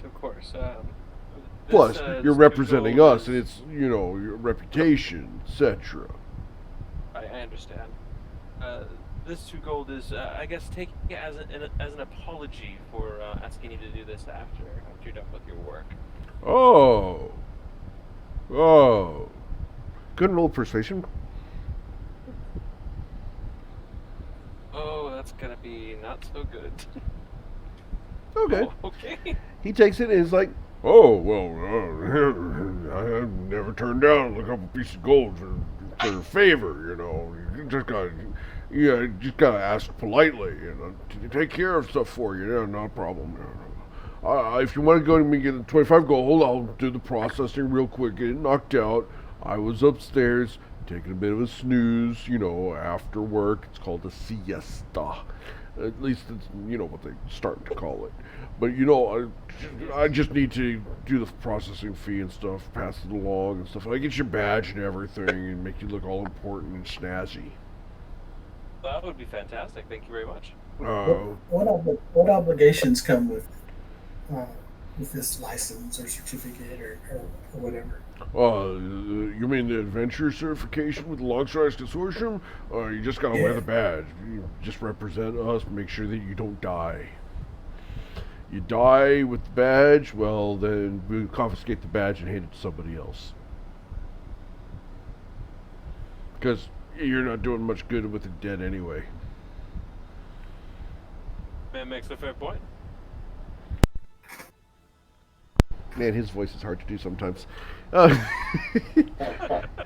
yeah, there's no actual obligations. It's literally just a license in order to go adventuring. Don't cause unnecessary trouble. That's basically it. Liam hands over the 25 gold Okay. license. He looks around at the rest of you. Did any of the rest of you guys want to pick one of the badges up too? Because, we're going to be open tomorrow if you want to come back by and stuff. But, this one here, he looks, kind of adventurous and stuff.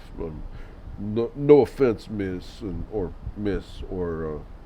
sir, I think. You people all kind of look the same, if you know what I mean. But, no offense.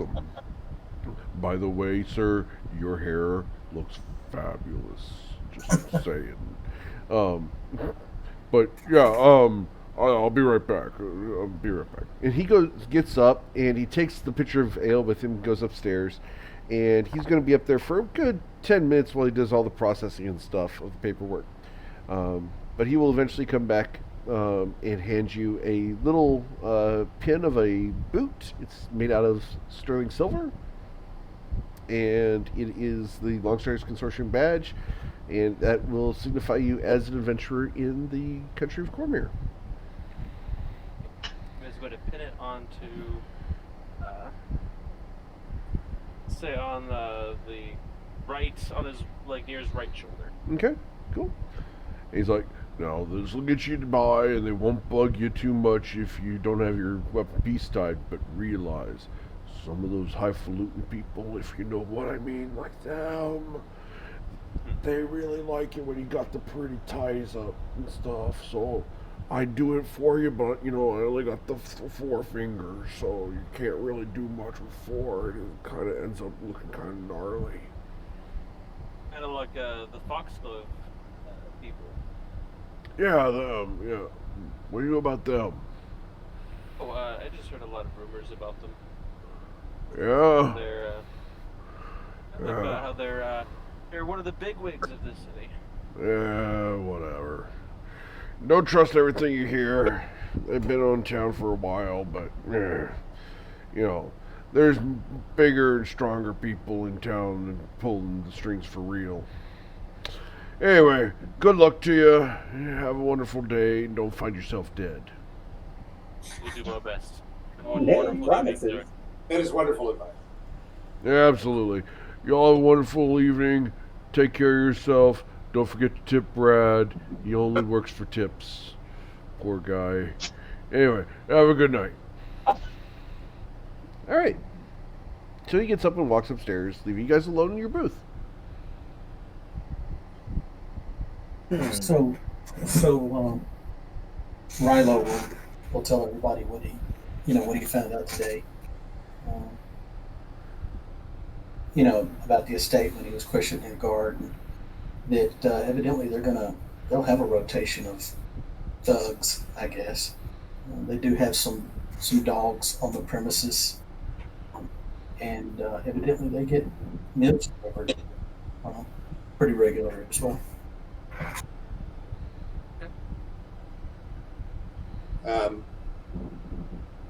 Anita and Silas can also share the things that we learned today with the group as we start to figure out the best way to approach our adventure here.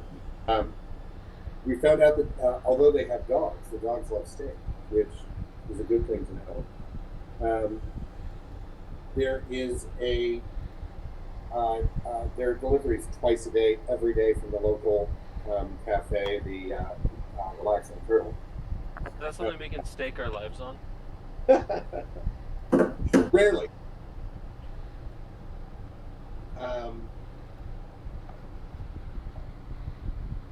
To the real no, meat of the question, how are we going to get in? Well, there was a group who got in just a couple of weeks ago. They said they used the word rescued, though who knows, I suppose. They rescued a young girl from the property by making it to a third-story window, breaking and pulling her out through there. Now, they claim that nobody knows that they came in through the window, but of course, if they're wrong about that, that window may be reinforced. And further, I'm a little more nervous now that I know that they obviously noticed that the girl went missing. So they know that the property's been infiltrated within the past 2 weeks. So I assume they're going to be a little bit more on guard now. I also have no idea what a young girl was doing there at all, let alone being rescued from there. That's why they wouldn't buy my there were a lot of products. other people there as well. Makes perfect sense. No wonder they could resist my incredible charm. As he says incredible charm, Liam is going to use air quotes.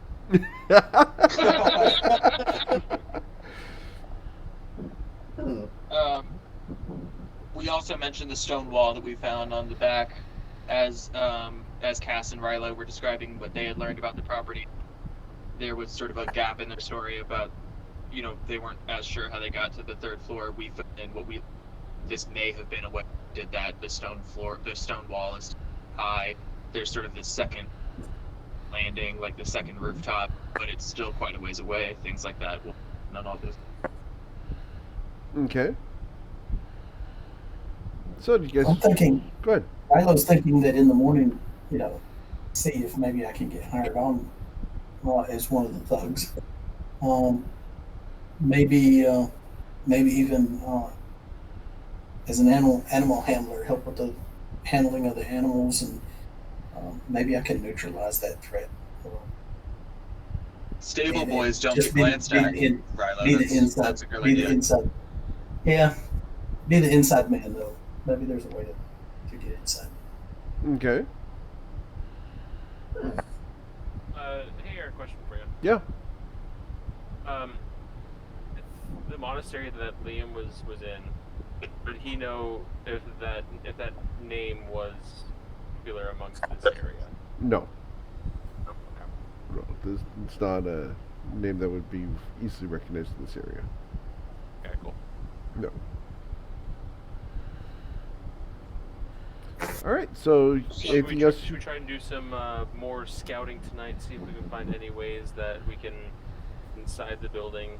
We do a little bit more hands-on work tonight. Stark. We could. Well, rather, I would encourage some of the stealthier among us to do so. But I do also want to mention, in terms of getting inside, there are food deliveries to this place twice a week. Now, Twice a Anita day. and I, was Twice it a 2 day. years back? Or twice a day, I'm sorry, I thought that's what I said.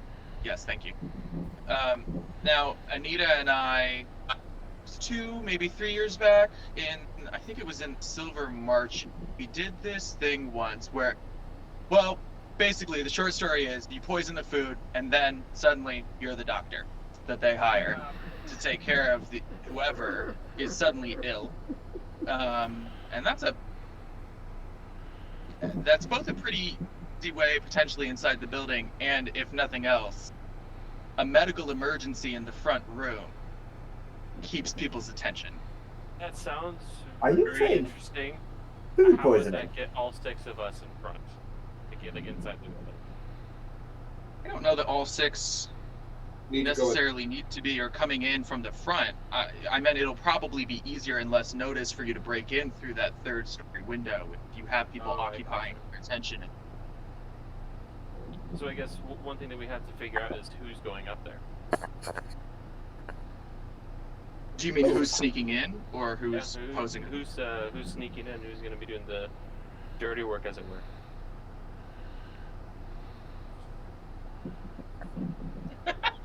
They look over at Cass for a second.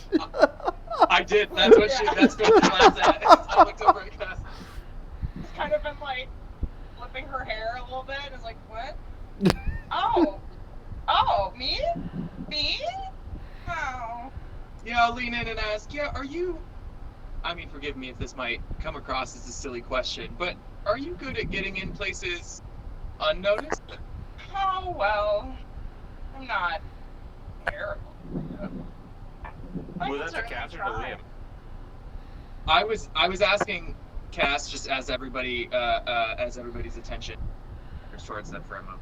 Gotcha. And I was asking Cass because the personality is like loud and not exactly stealthy. A monk, I assume, has a decent amount of stealth. Yeah. Eric, can I do a little bit of an insight check when Cass gives that Yeah, absolutely. vague answer? Absolutely. But I do need Cass to go ahead and roll a deception.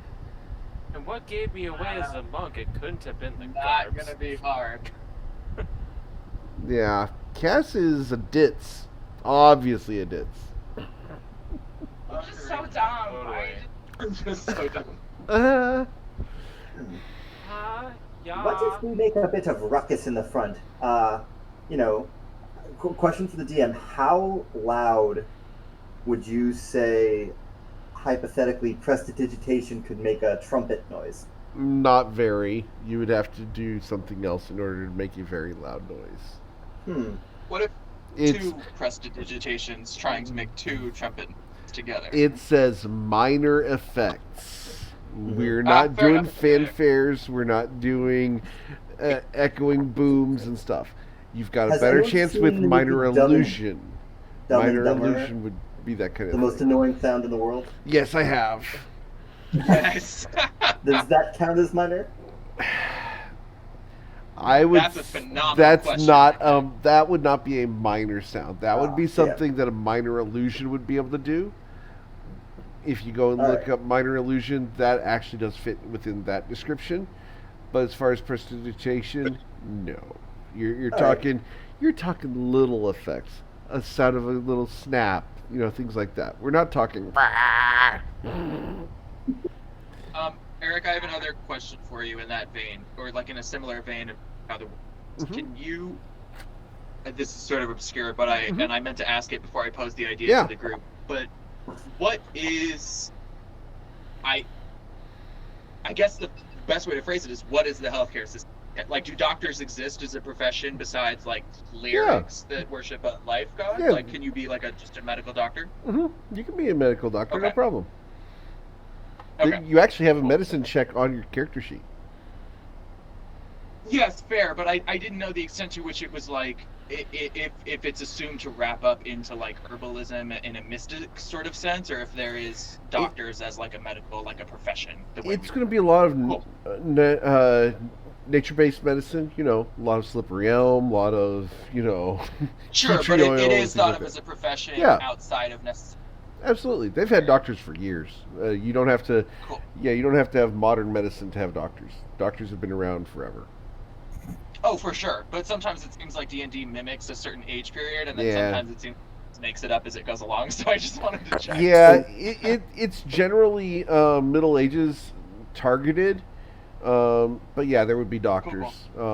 They're generally respected, and whenever there's a kid being born, they want to have a doctor and a midwife at the birth. So. Okay. So I like this plan. I could see the doctor and his assistant going through the front door, while 2 or 3 people go up, through that 3rd-story window. But we need to make sure we know. We need to make sure we know how. When they call for a doctor, they call us, and they always expect a delivery from the same chick, from the same waitress. I mean, how do we, Oh, Janine is going to deliver the food, and she's not going to know that there's anything wrong with. But that's a good thought, because I was frustrated when I discovered that, and not some poor kid we could just bribe to shut up about it. But yeah, Janine will still deliver the food that day. and how to make sure that they call us, when they call a doctor. Do you think Janine could use a hand? I could potentially come to help out. I don't know how to carry a box. I'd find a way. Yes. Carry it arms up above the shoulders. But we could. I could work in there. I think Janine could use distraction at a critical moment, Knick-Knack, while somebody else poisons the food. Yes. Can I have a heart attack? Knick-Knack. I mean, I think you could. you. Yeah, exactly. Of course. Yes, heart attack works. Or better yet, food poisoning. Well, perhaps let's not put the idea into anyone's head. Or maybe that lends credence to the idea. I mean, you have to understand. Like what I can do with bread, I can make smell like anything. Fair. That's the point. All right.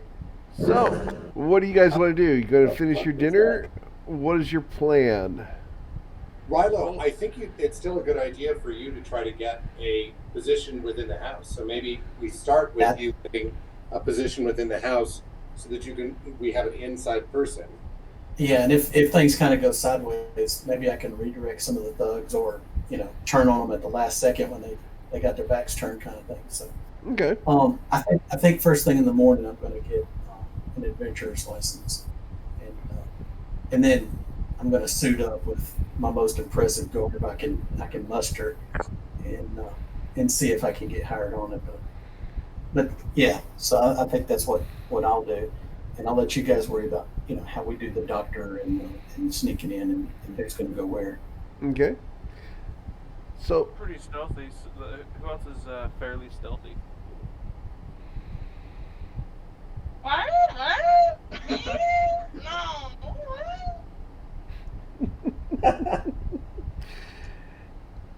Okay, so Cass. Quick question: does anybody here have charcoal? Charcoal? Charcoal. Just a piece of charcoal. No. Eric, is there a fire burning in? yeah, there is. Like, You can go and get a piece of charcoal if you like. That's easy. All right. Can I go to the fireplace and just pick up a piece? Yeah. Cool. I need this. No one cares. Liam looks incredibly confused on why you just grabbed a piece of charcoal from a fireplace. Well, it'll all make sense. Don't worry about it. Go ahead and add it to So your we're character gonna- sheet. Oh, beautiful. Yeah. We're going to have a doctor and assistant. I guess that's the idea, and then 3 go through the window. After I try and get inside, is that the plan? There are 2 or 3 of us, yeah. Probably no bigger than 3. Who's playing the that doctor and the fits for assistant? everybody. Anita, it's been almost 3 years since we've done doctor and assistant. But do you think we could pull it off? I think we still have the costumes. I want to be perfectly clear that David and Steve are talking about playing doctor right now. Oh, right. I was about to say that's real kinky. Like, All right, moving on. So, yay. But yeah, D&D, everybody. everybody. Yeah, D&D. Fun times. All right, so Anita and Silas are talking about doing the doctor thing, doctor and patient. Rilo wants to go and get a job there, leaving Knick-Knack, Cass, and Liam. Knick-Knack's wanting to play the heart attack, I assume? I think I'm going to switch this up. I'm just going to be sick. It's going to be easier to fake it rather than them kicking my corpse along the floor. Just going to play sick. All right. Well, yeah, to Knick-Knack, just to clarify, there's going to be a couple of phases here. Well, Rilo is trying to find a job there. Knick-Knack and Silas and perhaps Anita, or perhaps Cass, maybe to bring face to the same establishment, will cause a distraction and then poison the food. And then the next stage would be when the doctors arrive and then infiltrate the building. Does that? Okay. We can do it that way. Why would Nick? If everybody agrees that that's a good plan. Yeah, sounds pretty good. Knick-Knack would be, based off of what I'm hearing, is Knick-Knack would be feigning sickness in order to allow the opportunity to poison the food that's going to be delivered. Is the distraction? Yes. You're Exactly. distracted for the distraction. Correctamundo. And then let's figure out in a moment.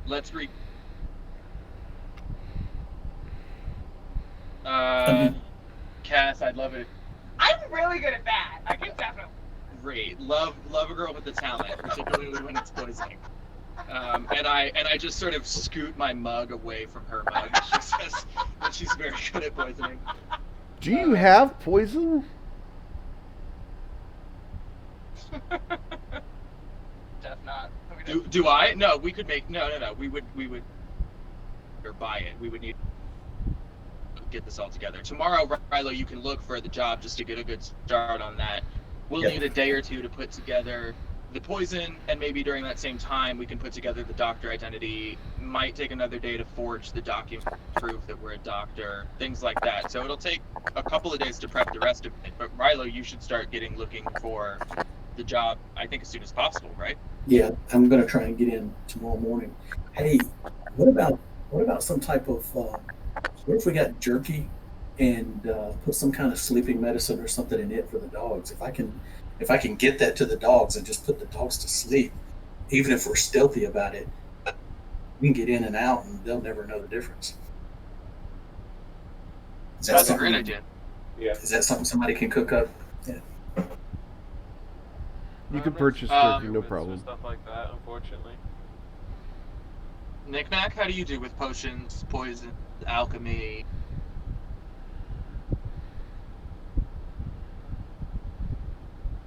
Knick-Knack? We lost Yep. him. Anywhack? Yep, Knick-Knack. Sorry. Sorry, I was just asking how you do with poisons, potions, alchemy, making that name. I have miracle cures, but I don't think I have anything to kill a dog. I'm not a monster. Well, no, we This is not No. forever sleep. This is Puppy temporary nap. sleep. Yes, you put the dog to sleep. That's what we tell all the children. This is not forever sleep. It's just temporary sleep. So dark. Oh man. I don't think I have anything on that of that nature off my. No, I can't help you. I'd rather give them a very bad case of the runs, if you know what I mean. But All right. Work on hold. Is there anything else you guys want to do at the consortium tonight? It sounds like you guys Liam got a have pretty solid plan. Does Liam have a room booked anywhere? Not Yeah, at I the, was staying at before. not at the moment. If you'd like to, you can go ahead and get a room for a silver per night. That's what he's gonna do. Okay, cool. Rest of you pretty good? Anyone want to do anything else? All right, cool. Because I'm not hearing anybody speak up, we're going to go ahead and skip to tomorrow morning.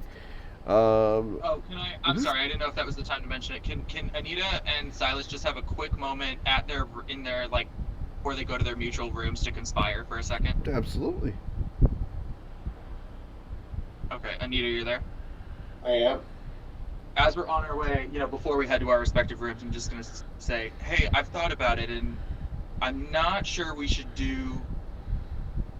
pull in one of the newbies to be the doctor's assistant, and one of us should try and infiltrate with the rest of them.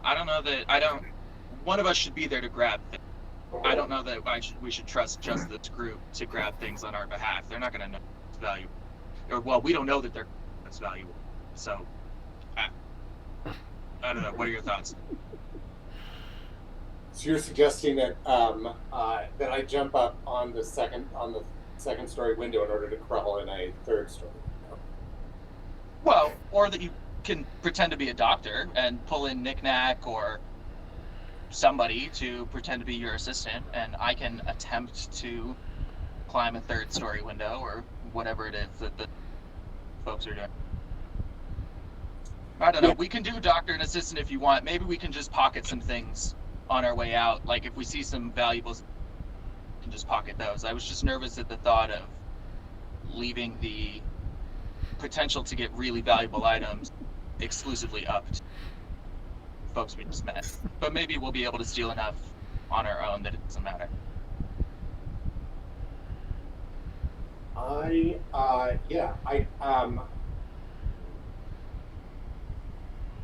I think it could work either way, to be honest. I don't know.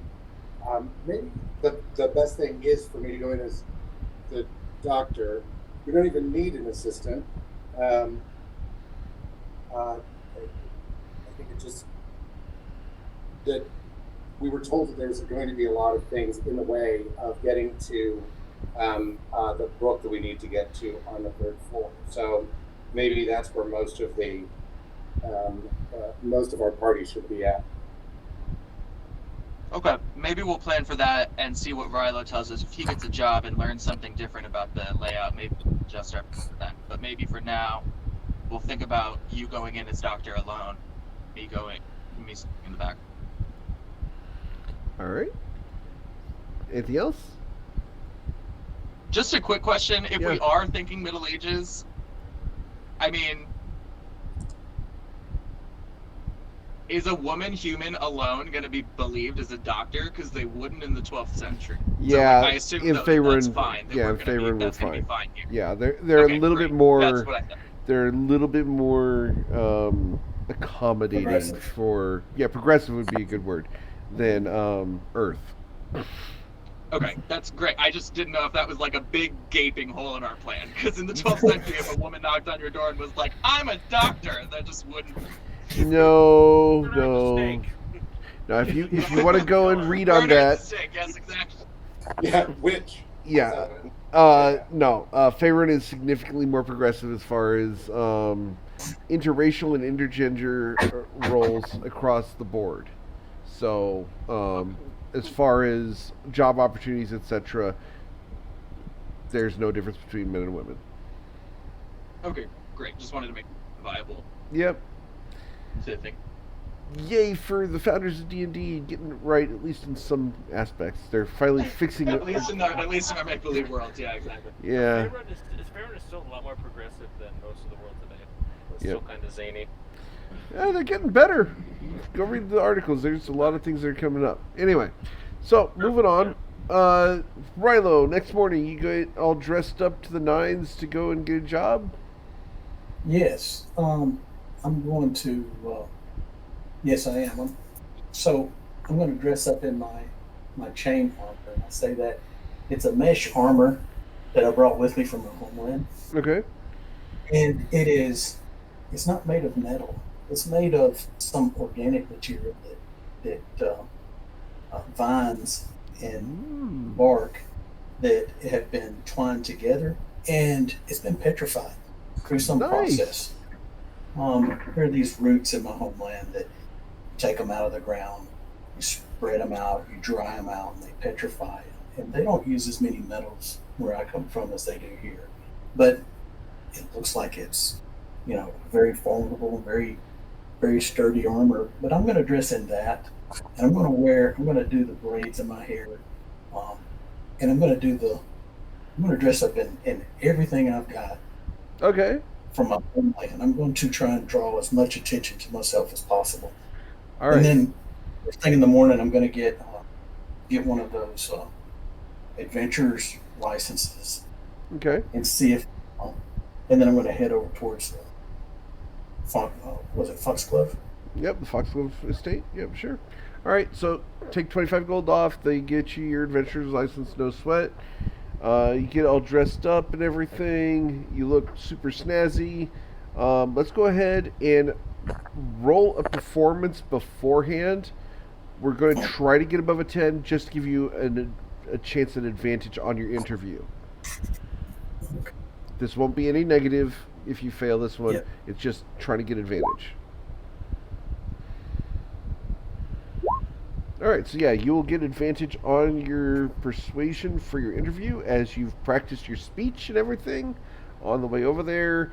You've made yourself look perfect, and you look amazing as you walk up and are knocking on the door to ask for a job. The guy opens the door, asks you what you want. I assume you tell him that you're looking for a job. Yep. I explained to him that I've picked up some night shifts with the guards, and it's just not, it's not really satisfying work, and I don't have any shifts for me now. But I was told that the master of the house here has been hiring people to do some guard work, and so I'm here to fill the bill. He's going. Go ahead and roll a persuasion real quick. Oh, He asks you, "Are you any good with animals?" actually, yes, I tend to the horses and the dogs. They're for the guards. All right, roll another persuasion. There you go. All right, so he takes you around back. Does not let you through the house, but takes you around back. And one of the other guards is currently walking a dog. And the dog comes up to you and sniffs your hand. I need you to roll an animal handling, please. Awesome. You're able to make friends with the dog. The dog trusts you implicitly. He says that you've got the job if you're willing to take the outdoor guard in the backyard dealing with the dogs. And Sure, absolutely. he'll pay you 1 gold a day in order to be back there. Yeah, that sounds excellent. Cool. All right, so you will gain the job of being in the backyard. So I will move you into that spot as you get to replace the guard that was in the backyard. Alrighty. Cool. So that guy goes away. You're there. Sweet. Yeah, you are assigned to guard the outbuilding in the backyard. And so we will go ahead and I will quickly pan over there to let you see what you see. There you go. As you can mosey around the backyard here if you'd like. Okay. So, as he moseys around the backyard doing his guard thing with the dogs and stuff that are now his friends, and you guys do not have to deal with the dogs because they trust him. What would the rest of you guys like to do?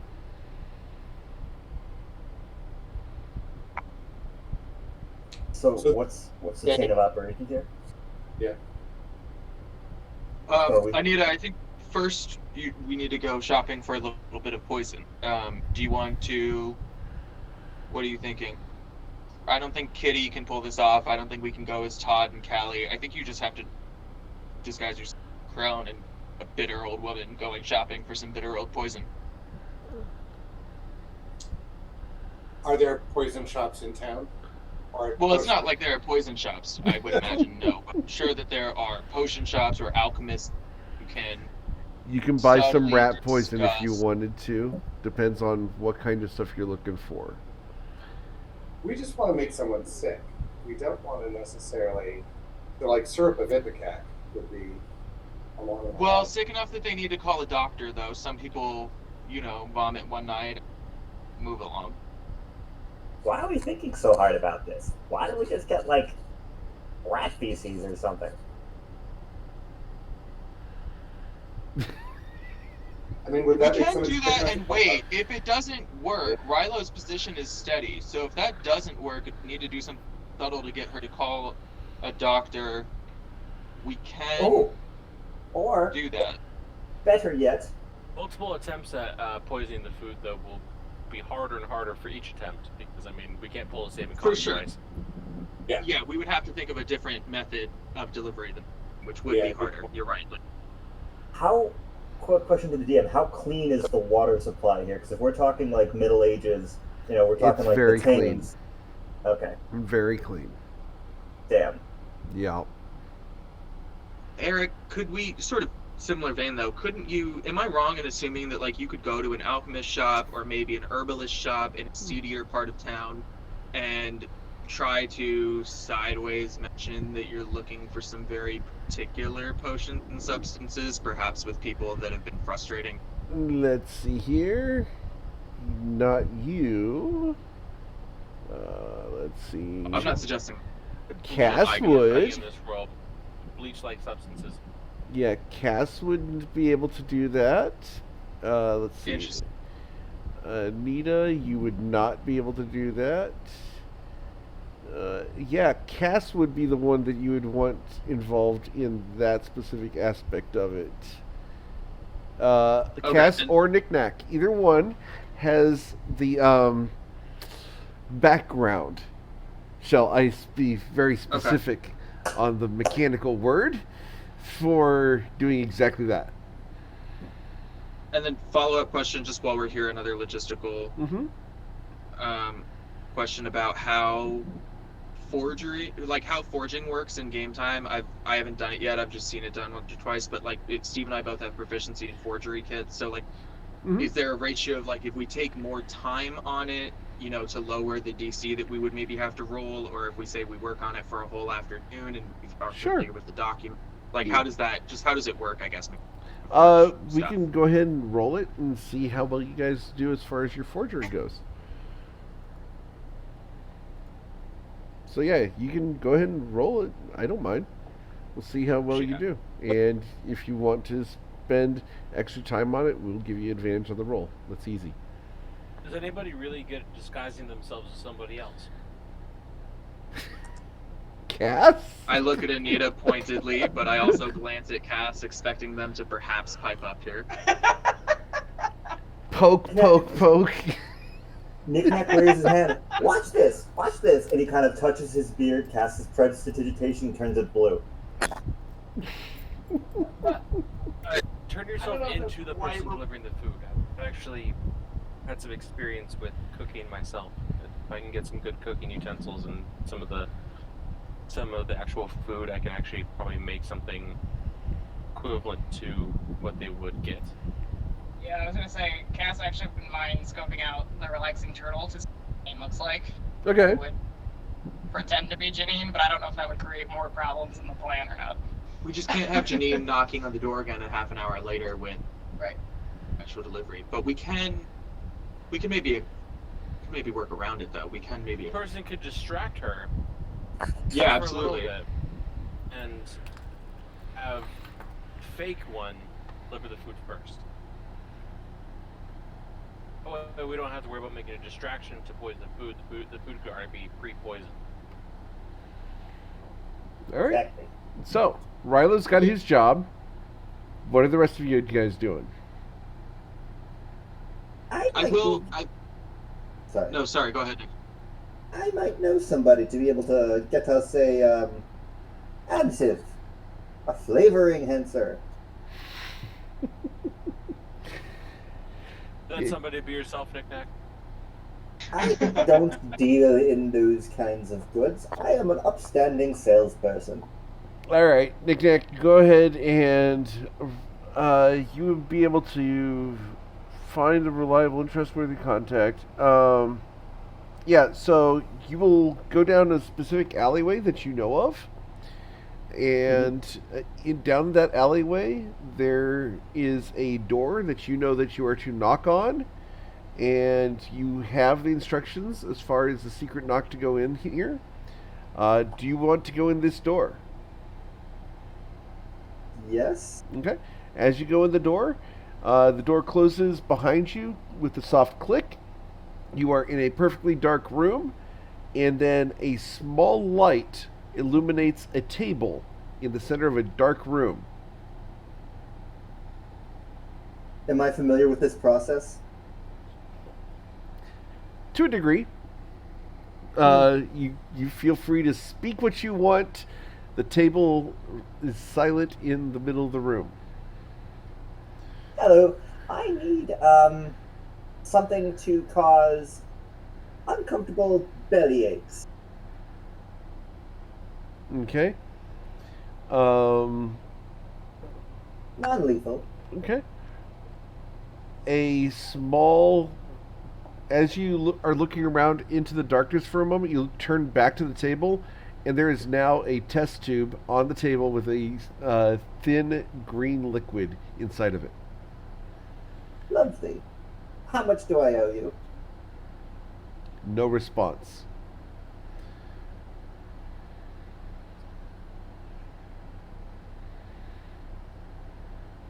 I put 2 gold coins on the table and take the vial.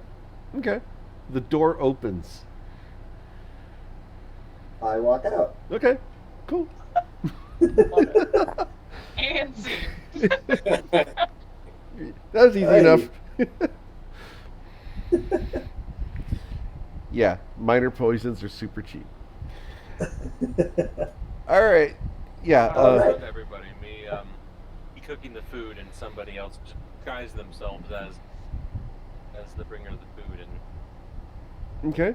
I have to say, Liam, I think it's going to be easier to. I mean, I like that as a plan B. We always need layered, but I think it's going to be a lot easier to distract Janine for 10 seconds than it is going to be to convince Mrs. Foxglove that this woman that looks like Janine, but maybe doesn't have the same mannerisms as Janine, or. Well, I don't even think they got that far. I think she just goes to door deliveries, like to the. Oh, to the guards. Yeah. You're right. Yeah. It's I don't not, know it's that not she like gets they into the have. house. It's not like they have a. Yeah, she just goes to the Good front morning, door. Be like, Good morning, she could Mrs. just be a little Foxglove. bit Like more routine. annoyed or something today, and just like doesn't want to speak as much. Yeah, fair. No, that's fair. I was thinking people have rapport, and I was thinking that if Janine and Mrs. Foxglove saw each other every day, once or twice a day, No. people develop little rapport, little mannerisms, things like No, that. you that I would scoped be out nervous. you scoped out the front of the manor as Janine was doing that delivery, if you recall, and she stayed at the front Yeah. door and handed it to the guard. Nope, you're right. I was mistaken. Good point. What are they going to do when they get 2 deliveries of food this morning? Well, we'd be the first ones to deliver it. She'd probably be turned away. Also, That, or no, I think Yeah, you're but- right, but you might even be able to beat that if Rilo, if you're a guard there now, you step outside for a front for one moment, meet Janine 10 feet outside, and she'll recognize you as a guard, and you'll say, "Oh, I'll grab this. I'll take this right in." You walk inside and have a free lunch, not poison. Maybe. He's stuck in the backyard. Yeah, I'm in the back. Yeah, I'm in the back of the building. They hadn't even let me in the door inside yet. They don't let him inside. He's stuck in the backyard. He's taking care of the dogs. The dogs are totally under control. The back of the house is totally within his purview. He has complete control of the entire backyard right now. now, in the backyard, is there any good ways of either climbing or at least scaling the building? Especially somebody who's good at doing those things in particular. So Eric, I do see the 3 doors here on the right. It looks like, and one in the very back. Yep. What does the outside back here look like? It's a wooden building. It could be climbed. If you were very athletic, you could probably do it. No problem. Okay. Cool Yeah. monk So shit. here, We cool monk shit up it. Hey, cool monk Theoretically. shit. Theoretically. so here's something I want to do with the dogs. I want to try to befriend them as much as possible. But while I'm back there guarding, I'm going to start training them to come when I whistle. Okay. So I'll have treats. I have treats, and I'll spend some time with each one of them. That when I whistle, they come to me, and then I give them a treat. Okay. But also, I'm going to take an article of everybody's clothes from the party, like whether it's just a scarf or whatever. I want all their scents with me. And then I'm going to train all the dogs and have them smell these different scents throughout the day so that if they smell this just out of the blue when our guys are trying to sneak in, they're not going to think anything of it. It's like, oh, I know this smell. Okay, I'm cool with doing that if the plan is going to take longer than your first day on the job. Because it does take a while to teach dogs a scent like that. Yeah, But Thinking that we were going to scope the place out for a few more days, right? Yeah, we need some time, and Silas and Anita would prefer a little bit of time to prepare okay, their cool. documents All instead right. of the doctor to Sky. All right, so let's go ahead and you're taking care of the dogs. Cool with the dog training. Go ahead and roll animal handling again to teach the dogs. I don't think this is going to be an issue. Liam spent Yeah, some you're time fine. with the cook. All right, Liam's- with the cook at the Relaxing Turtle or where? Yeah, with the cook at the relaxing turtle and try to get an idea of her cooking style. That way, if he does need to cook her food, he could try to mimic it as best as possible. Yeah, Um, and Cass wants to get a look at Janine as well, so we'll. oh Do yeah. you guys want to hang out there for a couple of days, order drink, or at least one day, one afternoon, I order could drinks, help her chat up the chef. Okay. her out and around the place and help her cook or take care of the place if need be as a part-time assistant. Okay. In real life, the way you would do this, you literally walk into a restaurant and ask, "Hey, I'd like to have dinner, and I'd like to have whatever the chef is having for dinner." Just as a tip, enough. it's a fun thing to do at very small restaurants. But yeah, it's awesome usually. But yeah, you can do that. No sweat. Go ahead and roll persuasion real quick, Liam, to go ahead and talk your way in with the chef. No. The chef will keep you out of the kitchen. You will not learn her secret herbs and spices. But you're able to, eat the food and get a general idea of what she's making. Not a problem there. So let's Nothing go super ahead. specific. Yeah, let's go ahead and get the forged documents rolled up. I need Anita and Silas to roll up the forged documents. Okay, we're gonna take, if possible, we'll take all after, we'll take several hours on it. And how do we roll, proficiency with a toolkit? We just roll the toolkit, and it should add the proficiency to that. If not, we'll just add it ourselves.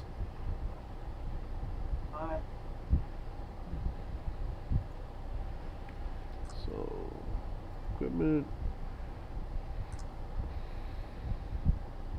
I got it. Mm-hmm.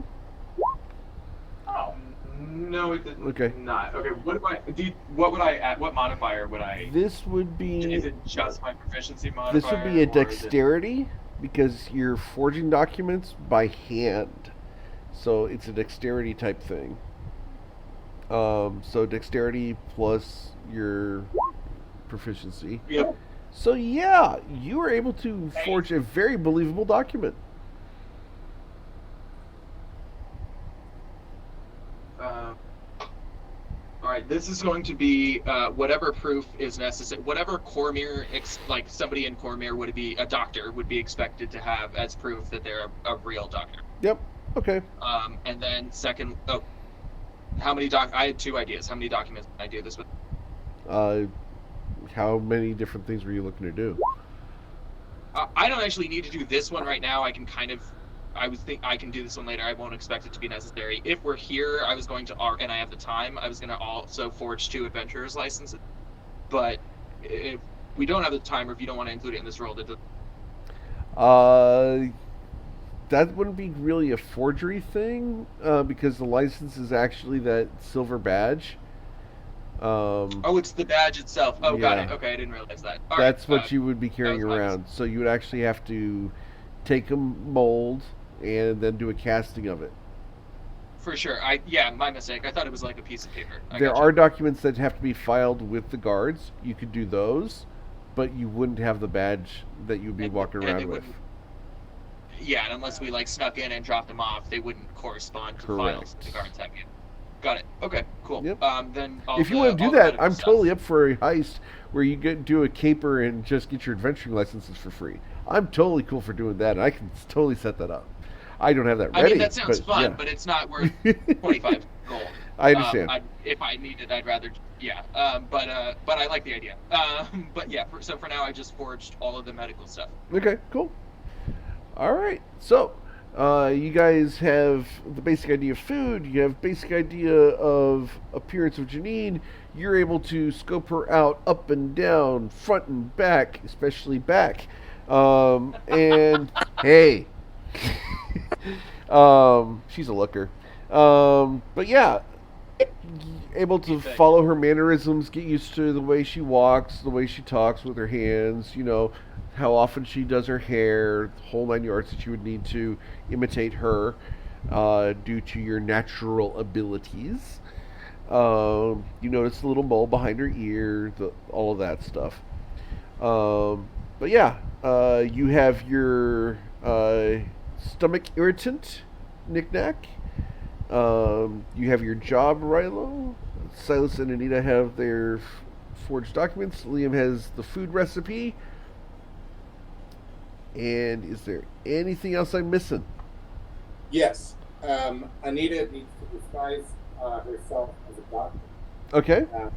So I was thinking that Anita would use the day to figure out who the doctors are in the area, and see if she could find one that she could just disguise herself as, so that when the call comes out, that she shows up at the door and is admitted in. Okay. Yeah. Go ahead and roll and investigate. Let's go ahead and see if you can find the doctor that would be called.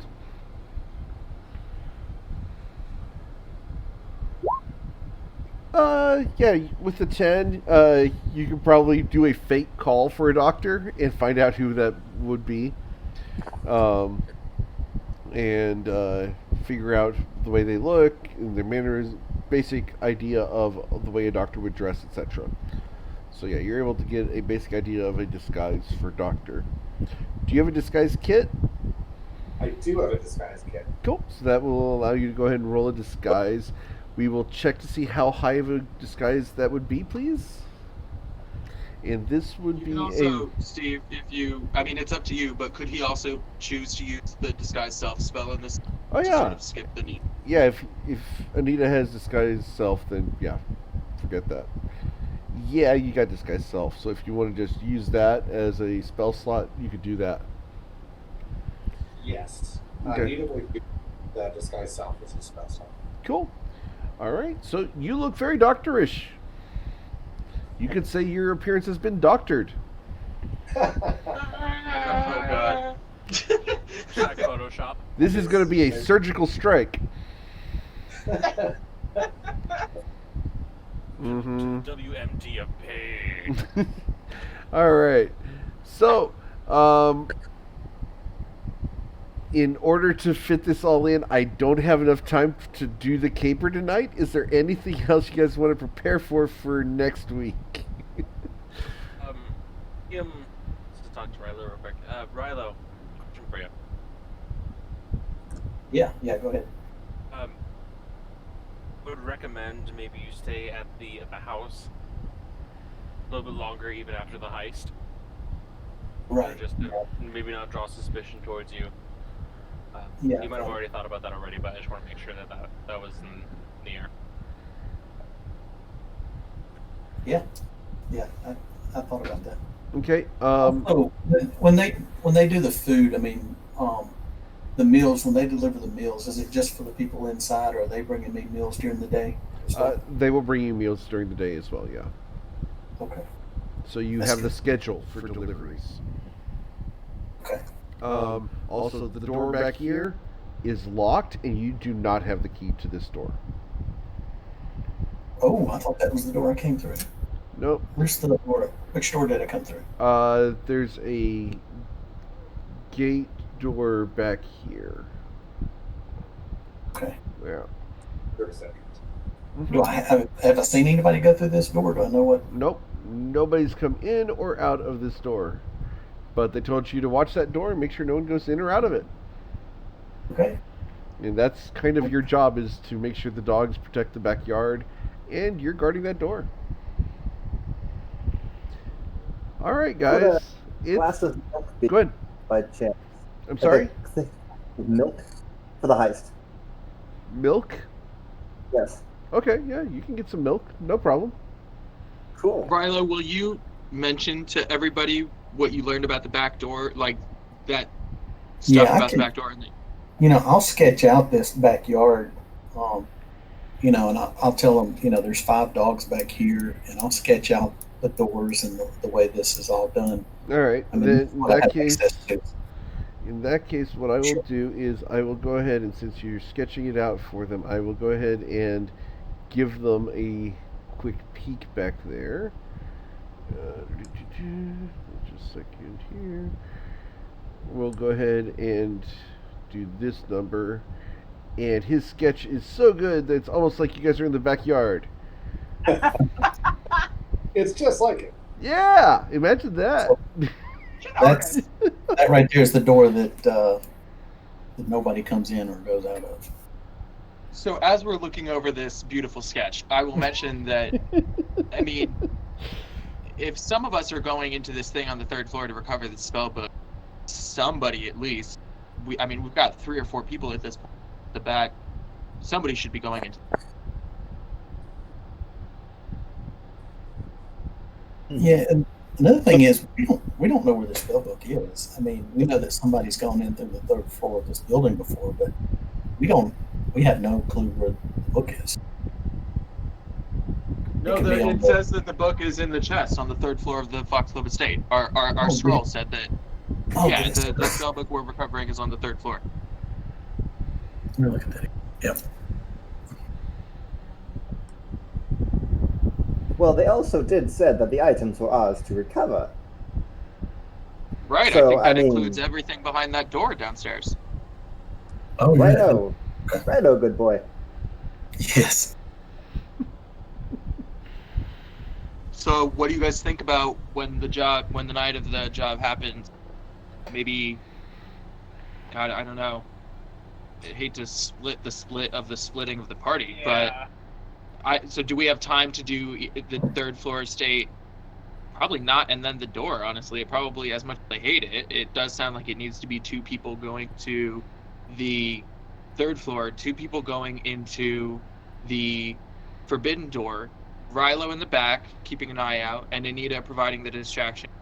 And between Rilo and Anita, and at this point, Silas chooses to, since it doesn't seem like there's any other option, pull a sending stone out of his pocket and show it to the group and say, if we use these right, Rilo and Anita can give any of us or all of us a good warning if we need to scram.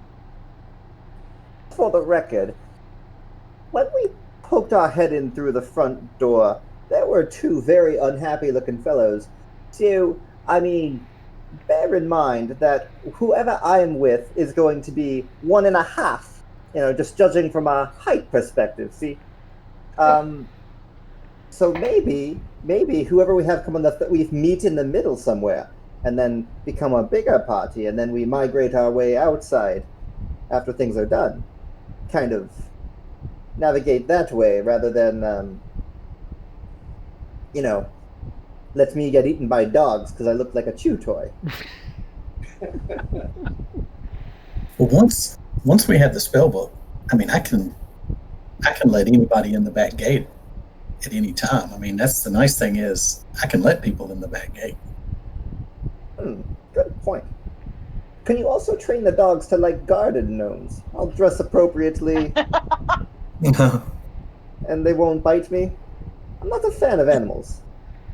Yes, I'm working on that. I think I have control of the animals. I think I have control of the dogs. Yep. You said that you were going to try and or sense. Yep. Familiar with these animals, right? Yeah, That's right. He's got That's right, them I'm trying to- trained. By the time you guys start this thing, he's got the dogs used to your scent. They will not be alarmed by any of y'all being in the backyard. Okay. Thanks to Rilo being a guard in the backyard and his animal handling, the backyard, dogs, and security of the backyard has completely been compromised. We should have like. So we're going to be checking the 3rd floor, regardless. Yes. Because that's where the spellbook is. So does anybody want to check out the forbidden room or that doorway? I'm particularly curious about it, and I'm not as stealthy, but I don't, I can be flexible. I mean, Cass would be willing, but not alone. If you don't mind me saying, we are being told to rob a suspicious house by a suspicious benefactor with a suspicious locked room in a locked building in the back of the house. Of course, I want to look at it. It's fair. Yeah. What we can do is I'm pretty quiet. I could go into the 3rd floor on my own, and you two or three people can go into the forbidden room. I'd assume that'd probably be the most dangerous area, especially if they're keeping it under lock and key.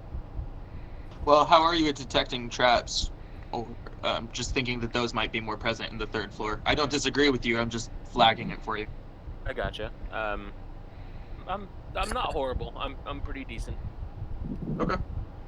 I think we should stick to the plan, and then have several people go into the 3rd floor, and then if we can get out stealthy, then we go through. Then we check this back door. And if we don't, but Rilo, you keep your job, we can Yep. check the back door out in 3 weeks. Right. Yeah, absolutely. Sounds good to me. Cool. Like that plan. No, I agree, Cass. Yeah, you've sold me. Let's do the 3rd floor together, all together, and then if we pull it off right, we'll hit the mysterious door on our way out, and if not, but if Rilo keeps his position, then we'll check the mysterious door later as a separate mission in a few weeks. Mission started. Let's also keep in mind that we have no intel on the old man that went into the house and has never come back out. We were told that he has pointy ears, but outside of the possible race implications there, we have no idea anything about him. One imagines that he's probably on the 3rd floor. So I think we need to be, be on guard. That's a good point. Be on guard of the old man. Perhaps, Anita, if at any point you need help, I mean, I don't know how old this man is, but you can at least ask while you're downstairs, if things you can escalate the situation or make it seem like the medical condition is worse than it is, and ask, do you have anybody else in the house that can help me carry her or lift her? Maybe they'll just send guards your way instead of going for the old man, but at the very least, that means the guards are occupied helping you lift, not focused on us. Do we have a possible idea on how many guards are on the house, though? Well, we saw at least 2 on the front door. Rilo, if we how could many people do you assume work 2 per floor, which I know that's probably not, or at least I have a fairly good idea that that's not the case. I have a feeling that there's going to be quite a few on the 1st floor and 2nd floor, maybe even 3rd floor. So we're talking at least 10 people just inside the house, especially if this is a big estate. Eric, how are the shift changes done? I mean, how many people do I see coming and going, and do they go out through the back, or how do they leave? The guards inside the house stay inside the house. They don't leave. Yeah. You are relieved at the end of your shift for, we'll say that you will get your choice of what shift you want. Do you want the day shift or the night shift? Oh, I think I want the 2nd shift. Yeah. Okay. So 2nd shift, that'll take you afternoon to midnight? Yeah. Okay. Cool. So afternoon to midnight will be your shift. At midnight, a guard comes up the back gate, meets you there, and relieves you and takes over at your post. Okay. And it's just Mrs. Foxglove that eats the lunch that is sent over each day, right? Isn't that what we were told by the way? She's the one that orders it, and they deliver food to the house. Yes, We don't know who eats the food. correct. Because you're not inside looking at. Oh, did she eat the food? Yeah. Well, out of curiosity, though, you did say that the revolving turtle is a little bit on the nicer end. I don't think Right. that they're paying for catered. Like, I don't think that they're paying for nice meals for their guards every day. Surely it's cheaper to just hire a cook. That Not only lives that, and but there's cooks also the bread and guards. cheese. Yeah.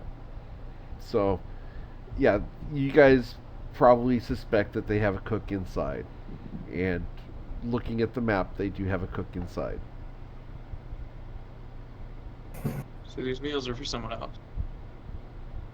How long have they been Okay. getting these meals delivered to them? I'm sorry? How long have they been getting these meals delivered to them? Several weeks, longer than the old guy's been there. Okay.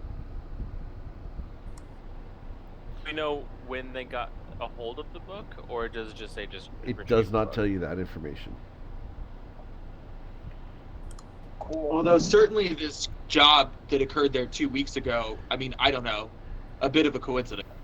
I don't see how they connect yet, but other than perhaps the mysterious doors where they're keeping all of these people that are said to be there, and perhaps that's where. No, that's not where the little girl was rescued from. So yeah, it just does seem coincidental. Mm-hmm. And there's a reason behind it, and hopefully eventually you guys will get there. But yeah, it sounds like you guys got a real solid plan. You got all the groundwork laid in place. And I think next week when we come back, we will have the keeper of the Foxglove Manor and figure out how you guys handle it exactly. But that's where we're Alright. going to call it for the evening. As you guys are all prepared, you got all your equipment, you got your job, you've made friends with the dogs, neutralized the dogs as a threat. You have scoped out the front entrance to the estate. You figured out the appearance of the waitress, which Cass can now use at any time in the future. She can turn into Janine at will. You were able to eat some food, make some friends, determine that there is an entrance and safe exit from the third floor if you're athletic or acrobatic enough. You guys figured out the shift change. You guys got adventuring licenses for at least 2 of you. You have documents. You have a disguise for being a doctor. You have all sorts of things that you need in order to do this. So you sound really prepared, guys. You did a lot of research and everything tonight. A lot of planning. This is either going to go really smooth or really bad. And I don't think think not there's a- really bad. Knowing D&D, it's gonna go real bad. and I'm No middle ground. Either going way, we're putting on a show. I got the charcoal, I got the milk. I'm going to look really good when This I'm is trying to gonna be pretend to be awesome. sick. All I'm gonna say. What a sentence to just be like, either way, we're set because I've got the charcoal and I've got the milk, so we don't have any problems. I'm Yeah. D&D, to be honest with you. and Rilo's got a chalk and a mirror. So somehow the game's going to get broken at some point. This is where Nick Nack finds that he is lactose intolerant. Yeah. Guys, I actually do need a doctor. Oh man. But yeah, guys, you did awesome tonight. You got a lot done. I'm actually really impressed. You guys have figured a lot of this out. I am not changing a thing about this. I've left everything exactly as is, and all the interactions are driven off of the way you guys handle things. So I'm not adjusting anything at all. You guys have done everything, and we're just going to play it by ear and see how you guys handle it. But very cool job tonight. I'm really excited to see that you guys are really gelling as a group and figuring out everyone's strong suits and stuff. Super excited for next week to see you guys get through this and potentially get on to the next job. Unfortunately, you guys did not level tonight because you didn't really get any XP. But You're telling me that trying to sell snake oil is not level up worthy? How dare you, Eric? it does give you XP, but not enough because he didn't sell any. I'm offended right now. He Level- didn't sell If any. Dude, this would be so much easier. Yeah, guys. Awesome job, though. I hope you guys had fun tonight. Sounded like you guys did. Yeah. Oh yeah. But yeah, the maps are all ready. I currently have a backlog for you guys of 23 maps ready to go. So I've got lots of content, lots of jobs. I've got the person who gave you the job. I've got him waiting in the wings and everything. Lots of fun stuff coming up for you guys. Once you finish this, we'll go ahead and continue unwinding the plot that you guys are part of. Wonderful. Yeah, excellent. Wonderful. Awesome, guys. I'm going to go ahead and take you guys back out into the city of Marsember as we close out for the night. Did you guys have any questions for me before we close out? Could we do a little on-screen shopping? Like, I thought of something that Silas would have maybe wanted to buy in a store during these days that we're preparing, like over Discord. Could I just do a little bit of shopping? Yeah, if you're looking for just mundane items, yeah, we can absolutely do that. Just Yeah, hit me up. absolutely. Yeah. That's easy stuff. Cool. You guys are. I'm going to say that it takes you guys 2 more days in order to train the dogs, do the shopping, get the forge materials, practice the gig, go through the motions, rehearse, etc. for 2 days before you guys decide to do the caper next week. Excellent. Cool. Cool. Thanks, Eric. All right, guys. Thanks, Wonderful Eric. time. Thanks so much for coming. Thank Super excited for next week. This is going to be a lot of fun. I'm really excited too. Absolutely. All right, guys. Yeah, likewise. Take care. If you need Ciao. me or anything, you can reach me on Discord all through the week. I answer messages all the time. So hit me up, talk about backstory, hit me up about character ideas, whatever you want to. I'm here for you. Awesome. Yep. That's good, Eric. Take care. Have fun. Eric. All right, ciao. Bye. Bye.